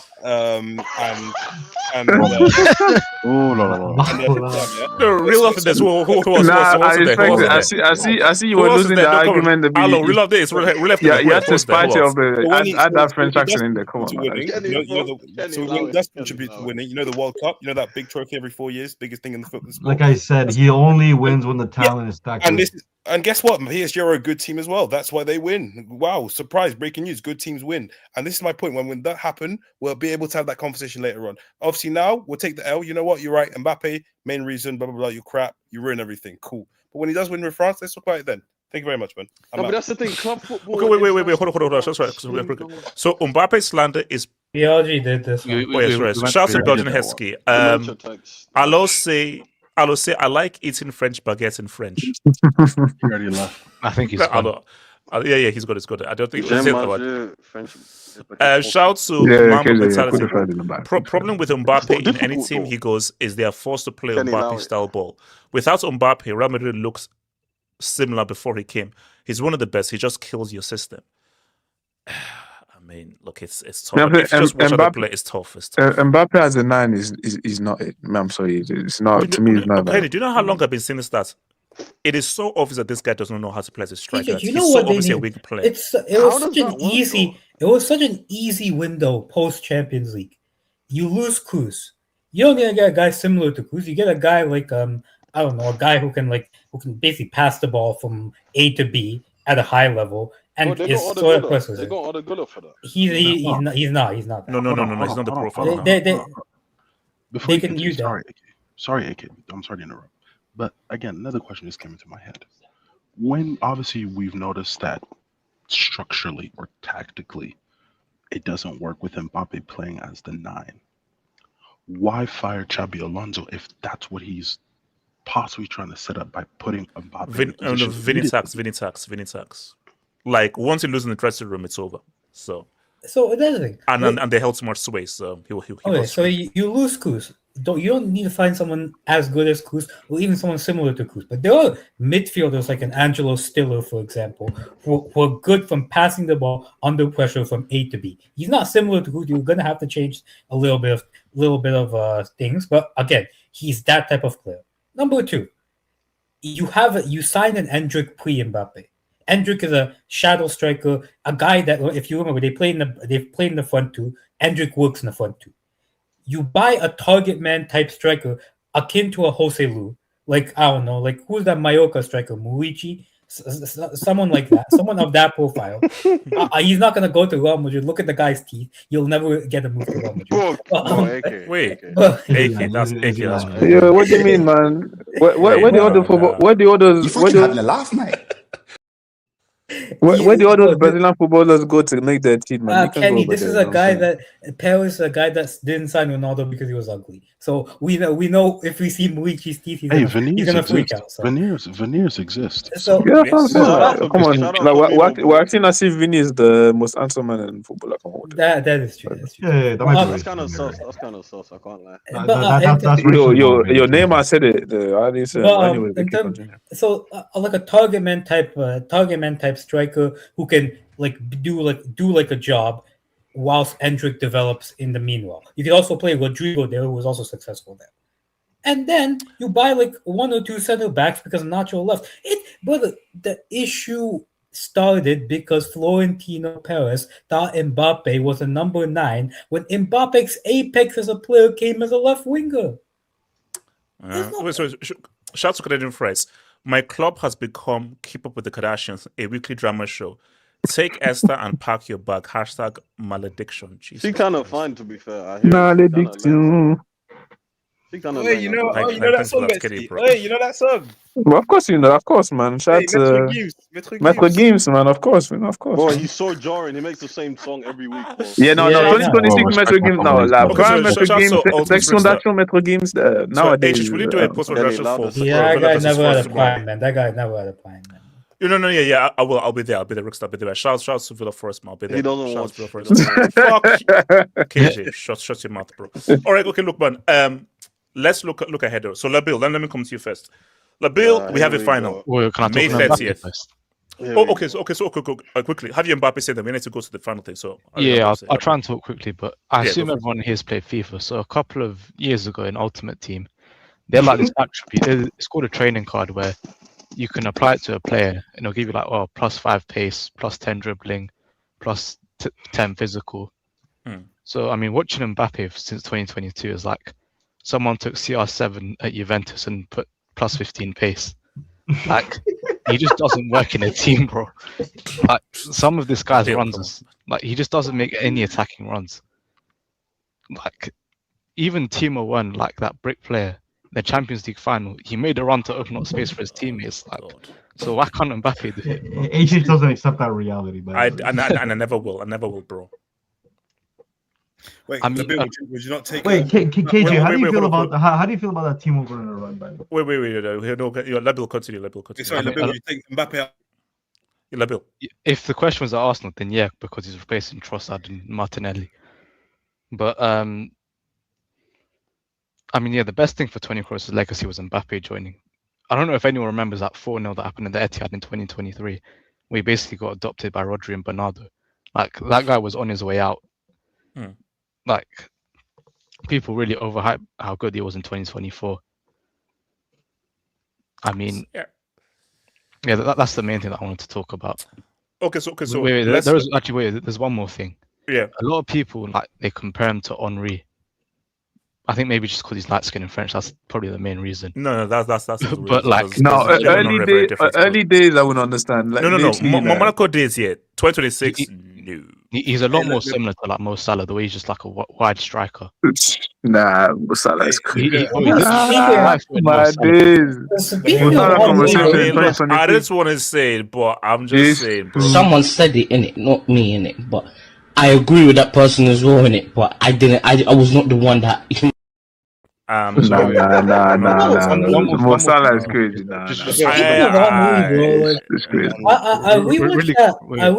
watched that Henry interview from 06 after the UCL final, bro. The amount of smoke he would get if that was like in 2026. Oh, bro, he would get cooked, bro. Bro, he got away with that, bro. Like, bro, why are you mentioning Eto after you just lost, bro? What the hell? Eto scored. It's cool real estate, man. Okay, hold on. Let's one thing. He said all that enjoyed that team as well a few years later. That's crazy. In the streets, he's one of Mbappe and Salah's biggest glazers. So I'm gonna try and play a receipt. I don't know if you can hear it, but I'll try and play it loud. Here we go. Mbappe, we're gonna have the star power. First of all, Mbappe doesn't have any star power. He's a glorified Theo Walcott. He's Mbappe, and we're gonna have the star power. Did you hear that? Yes, that's undisputed. Yeah, is that undisputed? Yeah, it's undisputed. Yeah, that's the main thing I wanted to say. A couple months ago, he was arguing Henry is a fraud and Mbappe's already overtaken. Yeah, he was. Yeah, what that? Yeah, sure, yes. The crowd was Maguna, but Mbappe's okay, hold on. So let me continue first. So that's my game. So that's so cool. Labil, we have ourselves a final, man. Obviously, all us Arsenal fans wanted Bayern. They wanted Bayern, but we have PSG. Thank God. Hello. Who do you think Bukayo Saka was referring to in that interview? PSG. Yeah, let me He was talking about Bayern. No, but PSG. Okay, no. Labil. So talk to me. So feelings towards this final. Are you convinced or are you a bit worried? What are you feeling about PSG? I mean, yeah, the sort of fantasy about like Saka dunking on Kane in the UCL final was just a bit too good to be true. We have to play the best team in the world, which isn't that ideal. I mean, yeah, so they are like they're favourites. It's probably like a 70-30 chance PSG. The only way I see us winning is probably 2-1 because they'll score a half chance, either like Kvaratskhelia or Dembele, like they always do. I don't think we'll keep a clean sheet. But the way I see us winning, if it does happen... So you're saying that you need to score 2 goals to win, at least 2 goals to win? Yeah, 100%. I think Arsenal will score first to win. Like, if PSG score first, I don't know if Arsenal can come back. I think they can score first, but we have to reply like quickly, like 10 minutes max. Because if it gets longer than that, then we might start exposing ourselves defensively. then their forwards will like a good like 1v1 with defenders. Wait, is Timber going to be back by then? I don't know. What injury does he I have have now? no idea. We don't know. This Yeah, I guy's think he used was. to I had big, honestly. And also Mikel Marino Marino will be might be back. Yeah, Marino back as well. But They're getting the Avengers back. They're getting the Avengers. yeah, we need to be clinical. We need either like whoever, there's going to be like 1 or 2 chances, either like Saka or Gyökeres or even Trossard. We just it's probably either like back post header, like ricochet in the box. We need to take that. And then the other Crash versus Ben White, that might be food. Hopefully, like Timber Mosquera's back. Escargots though. That's yeah. real Escargots. After what Doku did to Mosquera, allow it. I don't want to see that. We don't want to see that. Yeah. But are we all agreeing that this ain't going to be like a blowout? It's not going to be a blowout. No way. Like we're not getting out of Milan. We're not getting out of Milan settings here, bro. No public back shots. I have a question. I have a question. Okay, AK, what's your question? It won't happen. I'm gonna say it won't happen. It won't happen. It won't happen. What if? Whoa, AK. What if we get in either side? What if we get an out of Milan situation? Let's argue both. Let's see both sides. There is not a world in which No. Wait. AK. There's only one. AK. There's only one thing to discuss. AK, there's only one thing to discuss. Is it 3 goals? If Arsenal out Milan PSG. That's the greatest. No. Forget this channel. This world, this planet, this life is done. It's over. Humanity is finished. Humanity is done. I'll let you one team able to out Milan the other one. I don't think Arsenal can out Milan PSG. I don't think they can. I think they can win, but I don't think they can. But Kenny, the funny thing is that what's if Arsenal? What's if Arsenal out Milan PSG? What's if? That would be imagine wild. that scenario. That would be wild. Can we Chelsea PSG? No, seriously. High key, if PSG out Milan Arsenal, bro. Yo, they might be entering like greatest team of all time. If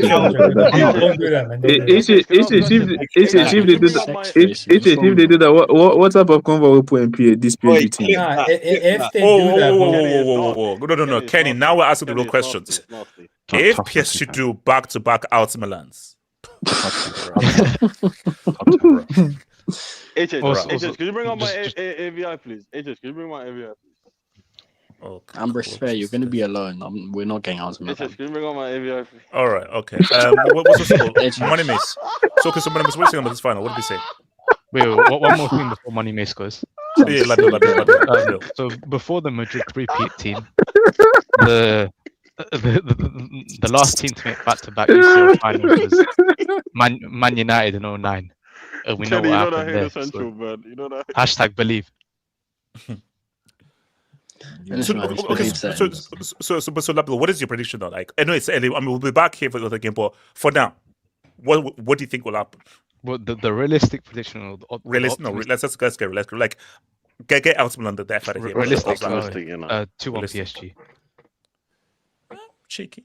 Money Miss, what are you saying? If Bayern Munich made the final, I'd be thinking, man, I see it. Like, for sure. Like, I see it. I see Bayern Munich trying to attack, leave spaces, Arsenal on the counter. We got this. No. Seriously, no. I swear to you, I literally could see basically like 0-0, 67th like rebound ricochet. Last 20 minutes, Bayern are just going and Arsenal's defending, and it's 1-0.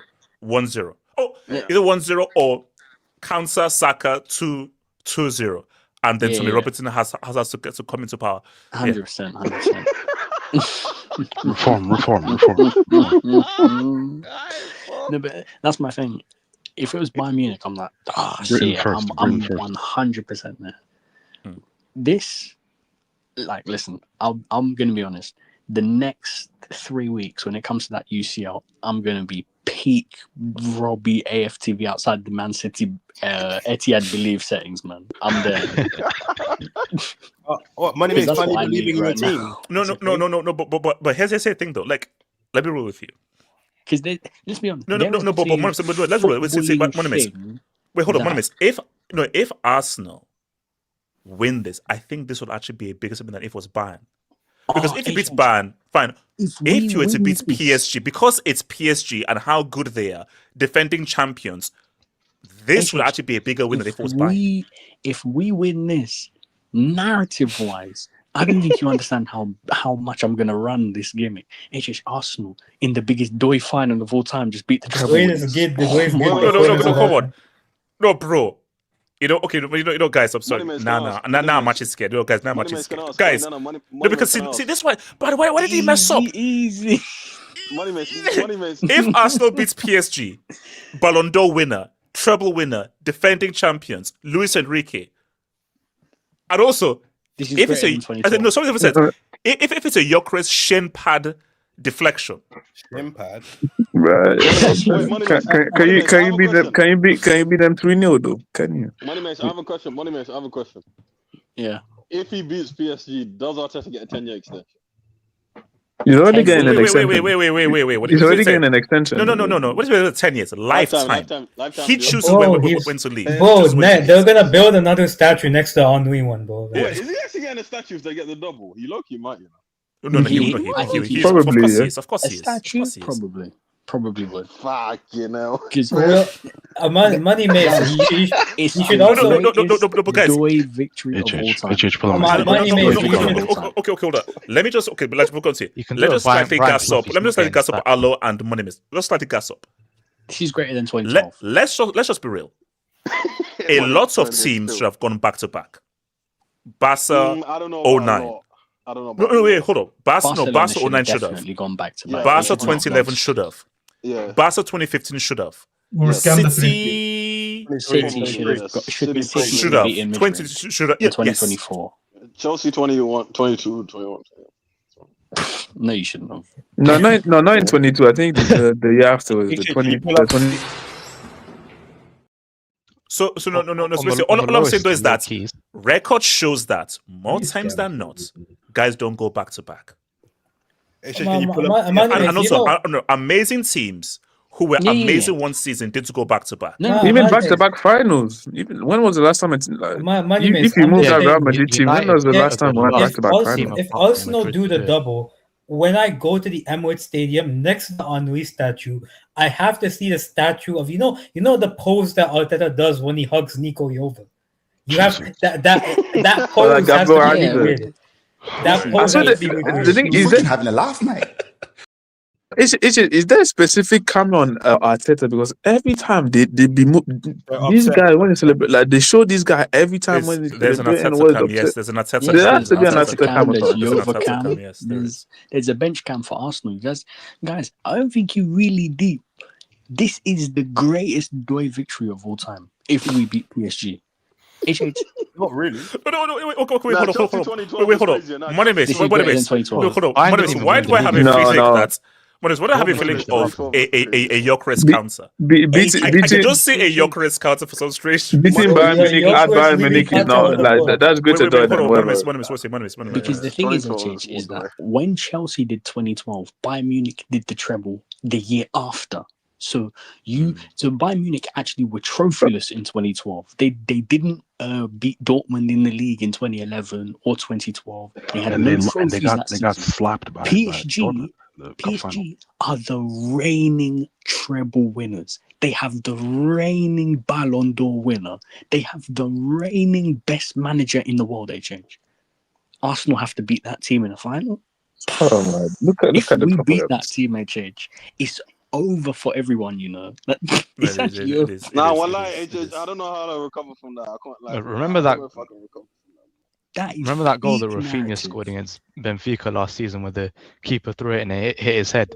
You think it could be a 1-0 and that how it goes off Gyökeres' head and decides the final? Lebil. Saka could take a shot. It could deflect off of 8 people, dribble into the corner of the net.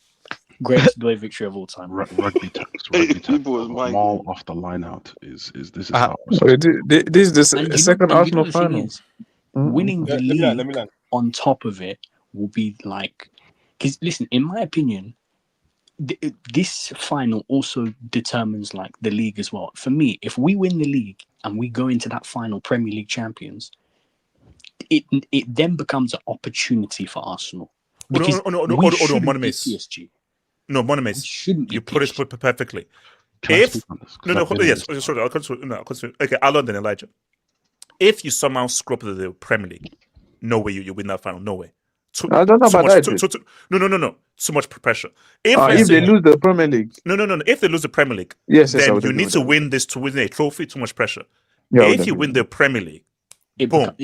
Yeah. Then it's like house. We say then it's you're playing with house money because it's house money. The goal of this season. It's not a free hit. It's a free hit. I'll be honest. In my opinion, if Arsenal win the Premier League, there will be minimal pressure on Arsenal to win that final. Because Arsenal are like, we finally got that Premier League. We finally got that trophy. Now we're going to play a final, and we're the underdog team. We're playing with house money at that point. Full on the house money. We're now playing with house money at that point. If we're Premier League champions going into that final, obviously we want to win and we want to get our first UCL, but no one's expecting us to beat PSG. If we're being honest, no, because you have to understand that any sports person, whether you're the biggest underdog, you go into a final, you want to win. If you lose, you feel like crap. There is no worse feeling in sports than losing like a final or losing like a final race. It's the worst feeling in the world. So 100%, Arsenal, once they press the kickoff, no, you want to win. And if you lose, you feel like crap because you can see that there's no worse feeling where you see that damn trophy and you're given. There's no worse feeling than walking by that trophy. Been given the second place medal. It's the worst. I'm gonna head out.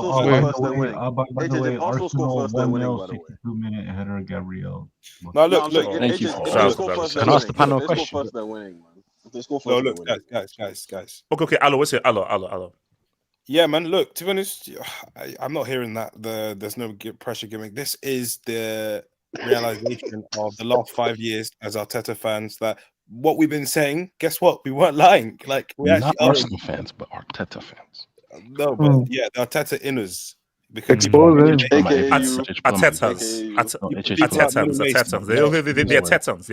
wishy-washy. Alien species. Allo, speak for the Artetans. Speak for the Artetans. So I told you there is a pressure because we've been telling you guys we're one of the best teams in Europe, and on the 30th of May, you guys will finally find out what we've been saying. Like it won't sound crazy anymore. Look, ultimately. I don't see it being a 70-30 like Labil said. It's a 50-50. I think if you did like a combined 11... Yes, hello, yes, man. If we did a combined 11... If we did a combined 11 of PSG Arsenal, they have probably 6 players. We have 5. Maybe we have 6 players. They have 5. Actually, can we hear you combine? Yes, hello, yes. Put that chest, man. Okay, we can hear more quickly. David Raya. Okay. Yeah. Hakimi. Yes. Yeah. Saliba Gabriel. Yes. Fair enough. Yeah, fair. I can hear you. He's about to blast me. Yes. Yeah. Okay. Yeah. Declan Rice. Yes. Vitinho. Yes. Eze. Come on, relax. See? No, João Neves. Yes. I don't think a single Arsenal player gets into that midfield, I'll be real. All right, Lawi, I hear it. No, Rice is fine. No, Rice is fine. Especially this season. The rest, but now, Eze and this one come on. Like Rice gets there, but not the rest. No. All right, what's the front three? What's the front three? Kavicha. Allo, what your man? Allo, be careful. No, let him. Kavicha, insert last name here. Yeah. Insert last name here. Ousmane. Yeah. And the boy from where's he from? Nigeria. Yeah, him. Yeah. Over Dewey, it's not that bad, really. Nigeria. Yeah. Which one? No, Saka over there. I would agree. Disagree. Okay, yeah. This season, okay, yeah, fine. Right, so how many is that players? That's Saka. One, wait, hold on. But he's 5. That's 5. No, that's fine. Okay. Well, yeah. He put Eze in there, but that's Arsenal. No. What this guy's smoking? Wait. So, what's the score? What's the score? 3-0. I think 4-0, 5-0. I think we 3-0. I think we 3-0.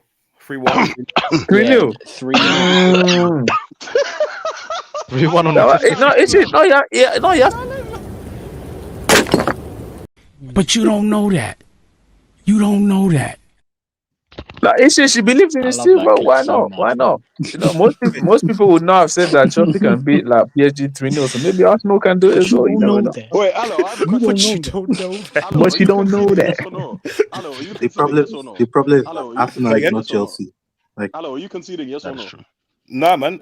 We have the best defense in the world. We haven't conceded a goal with Gabriel and Saliba since 2024 in the Champions League. Guys need to respect our crowd, man. We're not here for the No. Guys, you know, like low key, this guy's sort of gets things right. Hey, This is what is very weird. AJ, you said they're winning quadruple. Yeah, he said Real Madrid would beat. What do we do if He did. Arteta starts Odegaard in the final? Wait, hold on. Where's your level? What do we do if Odegaard starts the final? Yeah, let's go to bed. That's true. What do you mean? That's your club captain. Why are you respecting him like Respect your that? club captain, bro. Respect your club captain, man. Let's go to bed. If Odegaard starts, respect your club captain. time to sleep. Oh yeah, can I just say my prediction? Yeah, I'll go for it. Yeah. It's predicated on Eberechi as a starting. That's what I'm saying. Okay. Oh my. So Eze is the difference between a 3-0 and. Eze is the 3-0. We need an Eze long shot against Safanov. That's If Odegaard starts, can I speak on the game? I'm just simming the game. Okay, hold on. Let me come to I'll come to El Tupper and I'll come to Elijah. Talk to me. What are your thoughts of the game? Yeah, I don't really care about that match that started today. That game looked like Atletico, bro. I hated the game today. Like, I didn't really enjoy it. Maybe there was not too much action. That's why I hated it. Now let me just talk about the final. Like, Arsenal have a chance, but if we see a situation where they get Inter Milan like last year. No. That's Milan is not happening, bro. That's an anomaly that we pray. No, like no, HH. Because these PSG guys, they are sick people. Like these people, they are very, very sick. Like they're sick. No, PSG are bullies. They're big against the small teams. No, not big. No, they're okay. They'll be playing against the small teams. What big teams have you played against? Like I get it. Arsenal have a chance. Arsenal have a chance, but I won't bet against. Okay, maybe it's just because this. I want to also speak on my manager. If Enrique should go back to back, you're PSG fan. We see that? You're a PSG fan. You're a PSG fan. Yeah, I support life. Leave me alone. If PSG should go back, is this African core? What's going on? If all because of the accents you thought was an Arsenal fan. Stereotypical matches. Sorry, talk to me. No, is Nigerian PSG fans? Let me speak. Let me land. If PSG should go back to back, how do we put him in terms of Zidane versus Enrique? Zidane did 3 peats. He did 3 peats. He's a great manager. He's a better manager than Zidane. No. Of course. But the greater achievement is a 3 peats. Yeah, no, the greater. This guy got dunked but like Mason without Ronaldo. Because I thought this guy was finished after he left Spain. Like this guy can't manage at the top level. But I'm kind of impressed. The guy has developed. He's no longer that rigid philosophy merchant he used to be. He can play terrorism. He can play. Hold up. But on the other point though. So, Atleti, Juventus, Liverpool. Are Arsenal as good or better than those 3 sides that Real Madrid beat in that 3 peats? This Arsenal time. It was Atleti. Yeah, Atleti, Juventus. They're not better than Juventus. I know Juventus were better than Juventus. We're better than 2018 Liverpool. 2018 Liverpool. 2018 Liverpool, yeah, would say so. Nah. I don't know about 2018. You see the front 3 yard Van Dijk because we know for a fact. I don't think. Forget about hindsight is 2020. Ultimately, not as good as any of those 3 sides. I don't know if you're better than 2018 Liverpool. I'm not. Yeah, I don't know. You see, that front went crazy. That's the Liverpool team that finished 4th, and they literally made a UCL final because Salah went. No, but if you look at like the season, stronger league. They didn't have Alisson then. Maybe stronger league. It was just Man City 100 points. No, it's not a stronger league, but we had a stronger. Alexis Sanchez and we had a Man stronger United finished second, bro. That league was dead. I know 11. I think Arsenal have a better squad than them. 11 for 11, I can argue maybe, but it's kind of strange seeing Arsenal in the Champions League final. Like it's kind of like pigs flying. It's like it's just like pigs flying. It's been 20 years, bro. It's been 20 years. It's been 20 years. Come on, it's been 20 years. So. Like, can you imagine if these guys do a UCL and the EPL? Like, I won't watch football again. They won it to the only people that can complain. The only people that can complain of Arsenal's winning is Chelsea fans, because you guys have won trophies through the most disgusting and terrorizing means. Like, you guys can't complain. 100%.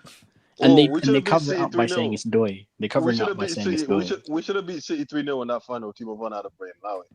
We're probably the worst. If we do win it, we'll be the worst team since Chelsea 2021. I mean, I think if Arsenal as well, that would be 2 finals, 2 losses. Yeah, but how many teams have like 2 finals and not won none of them? Atleti. So you'd be done in Chelsea 2012. Yeah. The thing with Chelsea 2012 is that you could see it happening. No, like no people wouldn't. It wouldn't be popular back then, but after beating that Barcelona team, you could have seen it. Like, how did they get past that Barcelona team? No. Seriously, that's final was a miracle. No, that was a miracle. Like Bayern completely destroyed us. It was a miracle. City 21 is more realistic because City 21 we were better than that, man. No, we're even as a team, like we as much as the team was bad, like we played better than most. 2012 was genuinely a miracle. It is a miracle. That Bayern game was even worse than the second leg. I'm not gonna. That was a one-man job, bro. Genuinely, like we will never see that in a Champions League final ever again. Like one guy literally dragged his team to. I don't know. Better check those games. But you kind of saw. What's your prediction for the final then? What's your prediction? A Havertz contortion in the 85th minute. Please. He can't hit the ball. No. They're gonna get no. Basically, I have two scorelines that I can't decide. One is 1-0 Arsenal, another is 2-1 PSG. And I can't decide which is which. But guys, something tells me. Basically, something tells me 1-0 Arsenal, and there's gonna be something. Referee's gonna do something. There's gonna be a crazy decision. You think Arsenal needs to keep a clean sheet to win? They should. If they keep a clean sheet, that means PSG just had a break. Wait, hold up. What did we say yesterday? So is that since 2018? Yes. There's been a clean sheet since 2018. 2019. Yeah. Since 2019, there's been a clean sheet in the final. That's crazy. If Arsenal score first, they probably win. But this is the thing. Bro, we ain't conceding, bro. You guys. I don't think Arsenal score. No. If Arsenal score first, PSG can score again. If PSG score first and Arsenal need a goal, that's where it gets tricky. I think for us to win the final, we can't be behind at any point because then the game plan goes out the window. No. Game plan starts because you have to get the goal, and PSG want you to come through, and that's PSG might be the best front-running team in Europe. Yeah, no, because Kenny, the thing is, the less football played in this final, the better for us. The better for us. We don't want a football match. We want a physicality.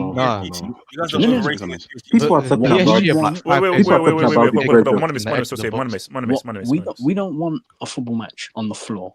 What we want is physicality, speed, pressure, desire, getting into people's faces. We just want that ball to never be settled during that game of football. Because if the ball gets settled and then PSG get into like a state where they're just passing it, where Vitinha's controlling the tempo and they can consistently build attacks and waves of pressure, then that's where we can become undone.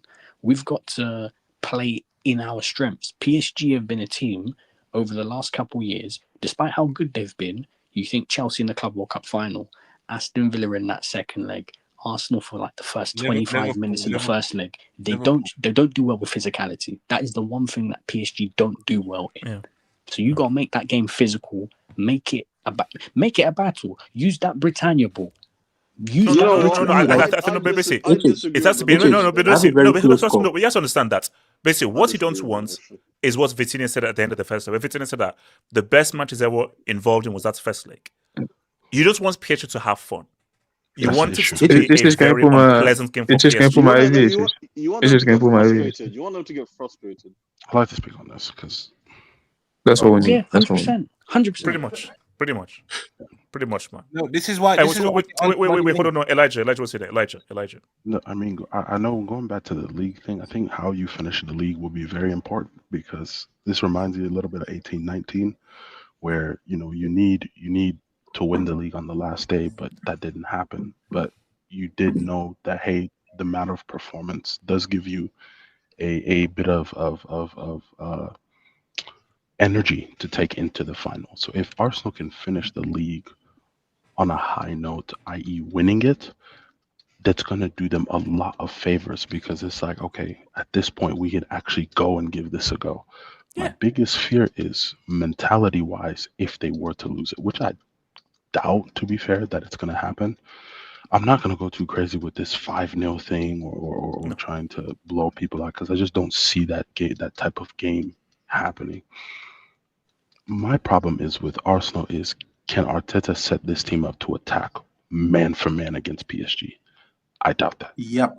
Because the moment Arsenal decides to play attacking football, it's going to when you fail, when you get your report cards and you go to your parents and your parents find out that you failed your class and they already have the belt or the fufu stick with their hand. You already know that. That's basically how I look at it. The parent is going to beat this child like that. Respect our defense, man. No. I'm not disrespecting the defense, but you have to understand there's great defense, right? They even say it in basketball. There's good defense, but that's even better offense. Yeah. You can have a great defense, but you can because all they need to do is just be good like once PSG to score a goal.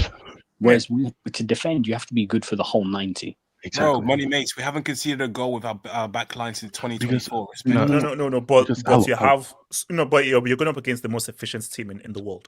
We've already played this PSG team, like with our best team. Yeah, and they scored half chances. There's another thing I like to say. But Alo, when we played them, they didn't actually create anything clear cut, but they literally just scored half chances because they've got quality players. Yeah, it is. All I would just say is that I don't want to see Cardi B set into that final, please. Like. No, it's not happening, bro. It's not happening. Sorry, Elijah, consider it's not happening. Because I'll give you, Alo, I totally understand. Back your club, believe, I get it, but at the same time, you also have to be realistic. I give you an example. The 22 final, we defended our lives off. I kid you not that we played well defensively, but one mistake, which was Trent turning into Ice Spice, that's how we got scored on. The same thing can happen where you defend so well, but there's a moment where a defender or a mistake or a bobble and somebody does not pay attention to that. That's how you concede. That's why I'm saying, can Arsenal set up in a way where even if they make mistakes, can they go back and get it? Can they go back? Can they actually go band for band with this PSG team? I think so, man. Did you watch the Fulham Arsenal game? But this is oh my god, Fulham, talking about PSG, you just named Fulham. Yeah, drop a break. Fulham? No, I'm gonna drop again. You fucking having a laugh, mate. My point was Fulham. Is that Miguel? My point was we're creating more. Yes, it is. We're creating more free-flowing attacking now. We're getting better players. We're not playing with Madueke and Odegaard. No. That's what I'm good. But Fulham. Alright, cool. You know what? You guys don't take the point. No worries. Forget it. I know. Fulham. We did respond against City, even though it was a deflection. Yeah, that's what you could have said. City, but City was what's Craven Cottage. Really? No worry. It was at Emirates. But again, when we played City didn't create anything too clear cut, but then you have quality players who can just score half chances. So it's like, listen, we're going to be in for a difficult game regardless. This whole 3-0 talk. It is going to cause me. Chelsea beat 3-0. Like, what do you mean smoking? You probably would have. Bro, that was a pre-season friendly game. No one cares about that. Was shit. Complete. Everything went wrong with Chelsea. Everything went bad for PSG. Look, Alo, the way you're talking though, I better see if because remember what did Uncle Henri say? you can be known as the unforgettables. Facts. So better see an unforgettable performance in that UCL final, bro. Hello, you know what's the problem? Hello, you know what's the problem with this? Hello, you know what's the problem with this?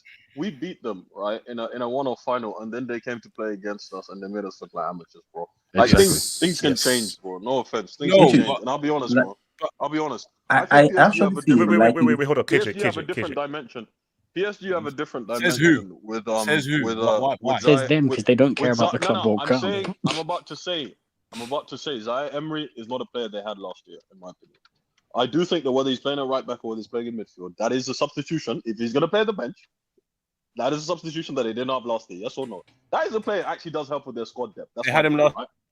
No, but I'm saying as a role, he did not play a big role in their trouble last year, particularly in the Champions League. This is my thing. Dealing with physicality as well. I do think that Zaire Emery would help more than exactly. He's very helpful in that sense because he's quite quick and he's quite strong, right? Look, I think the problem is this, Alo. You just have to accept you haven't played an attack this good. And let's be honest here, right? That Atleti game, if Lookman wasn't a bum, right, you're losing that game 3-1. So please don't act like you're this unbreakable defense because you're not. That's just the reality. You're not, though. It's my thing. I understand that defensively you're the best team in the world, and that's fine. But the best teams in the world, bro, you can say whatever you want about Bayern Munich, right? You are better defensively than Bayern Munich, right? You're not better than them offensively, and PSG gave them 6. I know you're not going to be as open, right? But this is the best attack in the world. Right, and no offense, when it comes to football, the best attack in the world will more often than not be the best defense in the world. Is that a fair thing to say? But my point is, answer the question. Answer the question. Yes or no? Is that a fair thing to say? The best attack in the world will more often than not is more likely to beat the best defense in the world. Yes or no? Which one is more likely to come out on top? The best defense. The best, and you'll. And thank you. The best defense. And my point is, what you think Saka can't create problems for Marquinhos, Pacho, and Nuno Mensch? What you think? No one said that. No one said that. Yeah, I'm asking you now. I'm not saying. I don't think the Arsenal. I'm not going to say that Arsenal aren't going to get a PSG because PSG will give you chances because of the way they play football.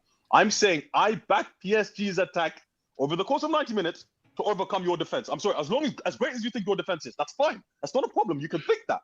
But I back PSG's attack over the course of 90 minutes. I'm not talking about a 20-minute period where you shut them down. Over the course of 90 minutes, Alo. That's not an unreasonable thing to say. No, it's not. To say that Arsenal will not concede, I think is a bit crazy. Now, to say that Arsenal... That can't be crazy. Okay, so Antonio, real quick. So, Soxby, what's your prediction for the final, Antonio? Man, HH, this is the final that I did not want at all. I dislike both these teams. Well, you're a Barca fan. Yeah, of course. I have to say, the biggest loser of the champs yesterday was Barca. How'd you let that Midi? I'm sorry, it's a joke, dude. That team sucks, dude. Atletico Madrid sucks, bro. That team didn't deserve. No. The Rats chicks. They didn't deserve to be anywhere near a semis. Yes, I think Barca got robbed, but you can only beat yourselves. And in the Champions League, Barca just always beat themselves. And I'm just disappointed because I really did not want this final. But prediction, I mean, I'm going to be rooting for Arsenal because I don't like PSG, Oil Club, and I don't want to see them go back-to-back. But I hate how Arsenal play. They play haram football. Well, no. They'll be a bit more positive now and everything. Put some respect on the York. Put some respect on the York. Put some respect on the York, bro. I'm gonna put respect. Come on, they're trying to reform. a bit. Come on, man. That game yesterday was atrocious. But I like how PSG play way more. I love how they play, and I think Luis Enrique is a great manager. Yes. I think people are getting way too. I don't know what the opinion of the panel has been because I haven't been watching. I've been busy, but. My opinion is this. I think it's going to be a tight affair. If PSG win, it will not be like they did last year. Yeah. Because I don't know how another scenario where Barca beat themselves. How did that team make it to the final? I think this is going to be a 1-goal margin. So like a 2-1, maybe a 1-0. Because a lot of people are saying, well, you can't shut out PSG. But guys, how many UCL finals have been 1-0? Or only one, a lot. Yeah. I think only recently in 2024 and 2025 it was 2-0 and 5-0. which is last rare. 3 out of 4. The last There 3 out were of 4 in a won row it. between 2020 and 2023. Yeah, last a 3 out lot of of 4. them, a lot of them have been 1-0, and with the way Arsenal play, listen, I think they're chokes and stuff like that, but my opinion is I think they've shown that they're changed because I think they're going to win the Prem now. We all thought City was going to win it, but City is just not that good, and I definitely think it's Arsenal's to win. I know you don't want them to win, HH, because champions of Europe, you'll never sing that, but they could definitely win it though. They definitely could win it though. Arsenal definitely could win it because of how good their defense is. But I just think it's obvious. PSG, whoever won between them and Bayern, that's who's going to win it. To me, Bayern was the next team to beat them. It doesn't always go that way. It doesn't always go that way. Really but my quickly, prediction I is. just have like 2 things to say. Hold on. My prediction is finish PSG. first. Yeah. Antonio, I have a question for you after. Yeah. My prediction's PSG. I just think they've shown they're the best team in the world, man. When they're on it, they're the best team in the world. Even though they got really lucky today, no pen, no red card. I'm just saying, I'm not gonna say it's rigged, but man, low-key looked like it out there. I'm not gonna lie, but what was your question? Okay. So no. I'm not going to Labil. What do you want to say, Labil? What do you want to say, Labil? Can you bring up Chronicle's comment? I wanted to bring does anyone else feel the same way? Because it would be the first time since Atletico Real 2016 that this happened. I think there's a possibility. No, guys. Will you be shocked if it's 0-0 or 1-1 and it's extra time? I wouldn't be shocked. I would be shocked if it's 1-1. To be fair, I feel like if Arsenal were leading on late, they'd hold on, and if PSG were winning late, they'd probably see it out. I don't see Okay. So if Arsenal score like in this early goal, 16th minute, PSG equalize in the 75th minute, we have extra time. No, obviously, if Arsenal score like in the 75th minute, then 50 minutes just to hold on and everything. Hold on. What? Okay, for the Arsenal guys, and this is just over the streets in general. What can Arsenal react if PSG scores, say, in the 81st or 82nd minute? No. It's over. What do you mean no? I think they can, but I feel like PSG would punish them and score like the second one. Nah, dude, PSG's too good. No. It's 81st minutes. Arsenal not over. Like PSG will hold on. It's over because look at PSG today. Because no. Or as Kenny said, they'll make it 2-0. They'll get another counter. No, but here's the thing about PSG, HH, is that what people don't give them enough credit for, and even though I dislike them, they attack as a team and they defend as a team. Today's a great example. Luis Enrique exposed Bayern, got that early goal, and then they locked up. I mean, they made Olise looked horrible today. Lucho Diaz looked horrible. Kane was all right, but he didn't really have nothing. Like, they are in order to beat PSG, they're not unbeatable like people think they are. Arsenal definitely can beat them, but if you go down in the 81st minute with the way Arsenal score and how their attack is very lackluster, it's over. There's just no way they would be able to win. So that would be worst case scenario for Arsenal. I mean, it's going to be a fun final. HH, can you wait? Give me a second. Yeah, hello. Wait a second. So I just looked at the last two, obviously the games we played against PSG. We played them last season, 2025. Well, 3 games actually. We played them in the group stage and 2 games in the second leg and the semi-final. Sorry. So we lost 3-1 on aggregate. Obviously, we were playing with 5 of our first team players missing, but that doesn't matter. Wait, who was out? Gabriel. We had no left back, no centre back, no striker, and our best midfielder was injured. So yeah, Arsenal 5 XG out of 2 games, and miss me with this XG stuff. Isn't Declan your best midfielder? My point is we can create chances. I don't know where this thing is. Oh, if PSG score first, we're in the mud, because we've proven every game we played them 3 times. We should have beaten them twice. Literally, genuinely, we beat them twice. Wait, hold on. Alo, it's not the. Of course, you can create chances. The issue is that if you're down and you need to score, but HH, this is the worst team that you give them a counter attack. Let me respond to this, HH. That kind of proves my point in terms of these guys have the ability to just score half chance. I literally said when they played us, we made better chances than them. Yeah, but they scored on half They chances. can score half chance. It's the most efficient team in the world, bro. Give them an inch, they'll take a damn yard, bro. That goal they scored in the 4th minute at the Emirates. I don't think there's another team in the world who can just do that.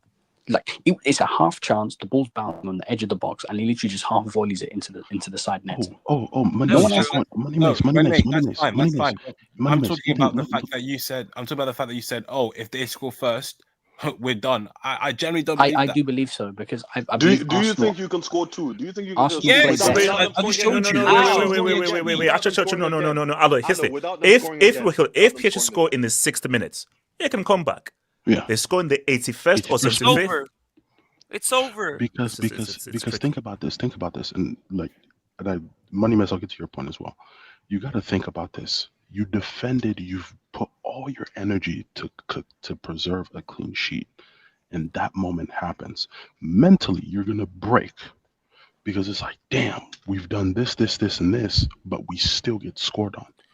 What do we do next? What is your response? Has Arsenal ever been in a situation in this year's Champions League where they needed to respond after breaking? Elijah, people don't see. In all the games we've dropped points in this season, or third, we've dropped points. I think in 12 games.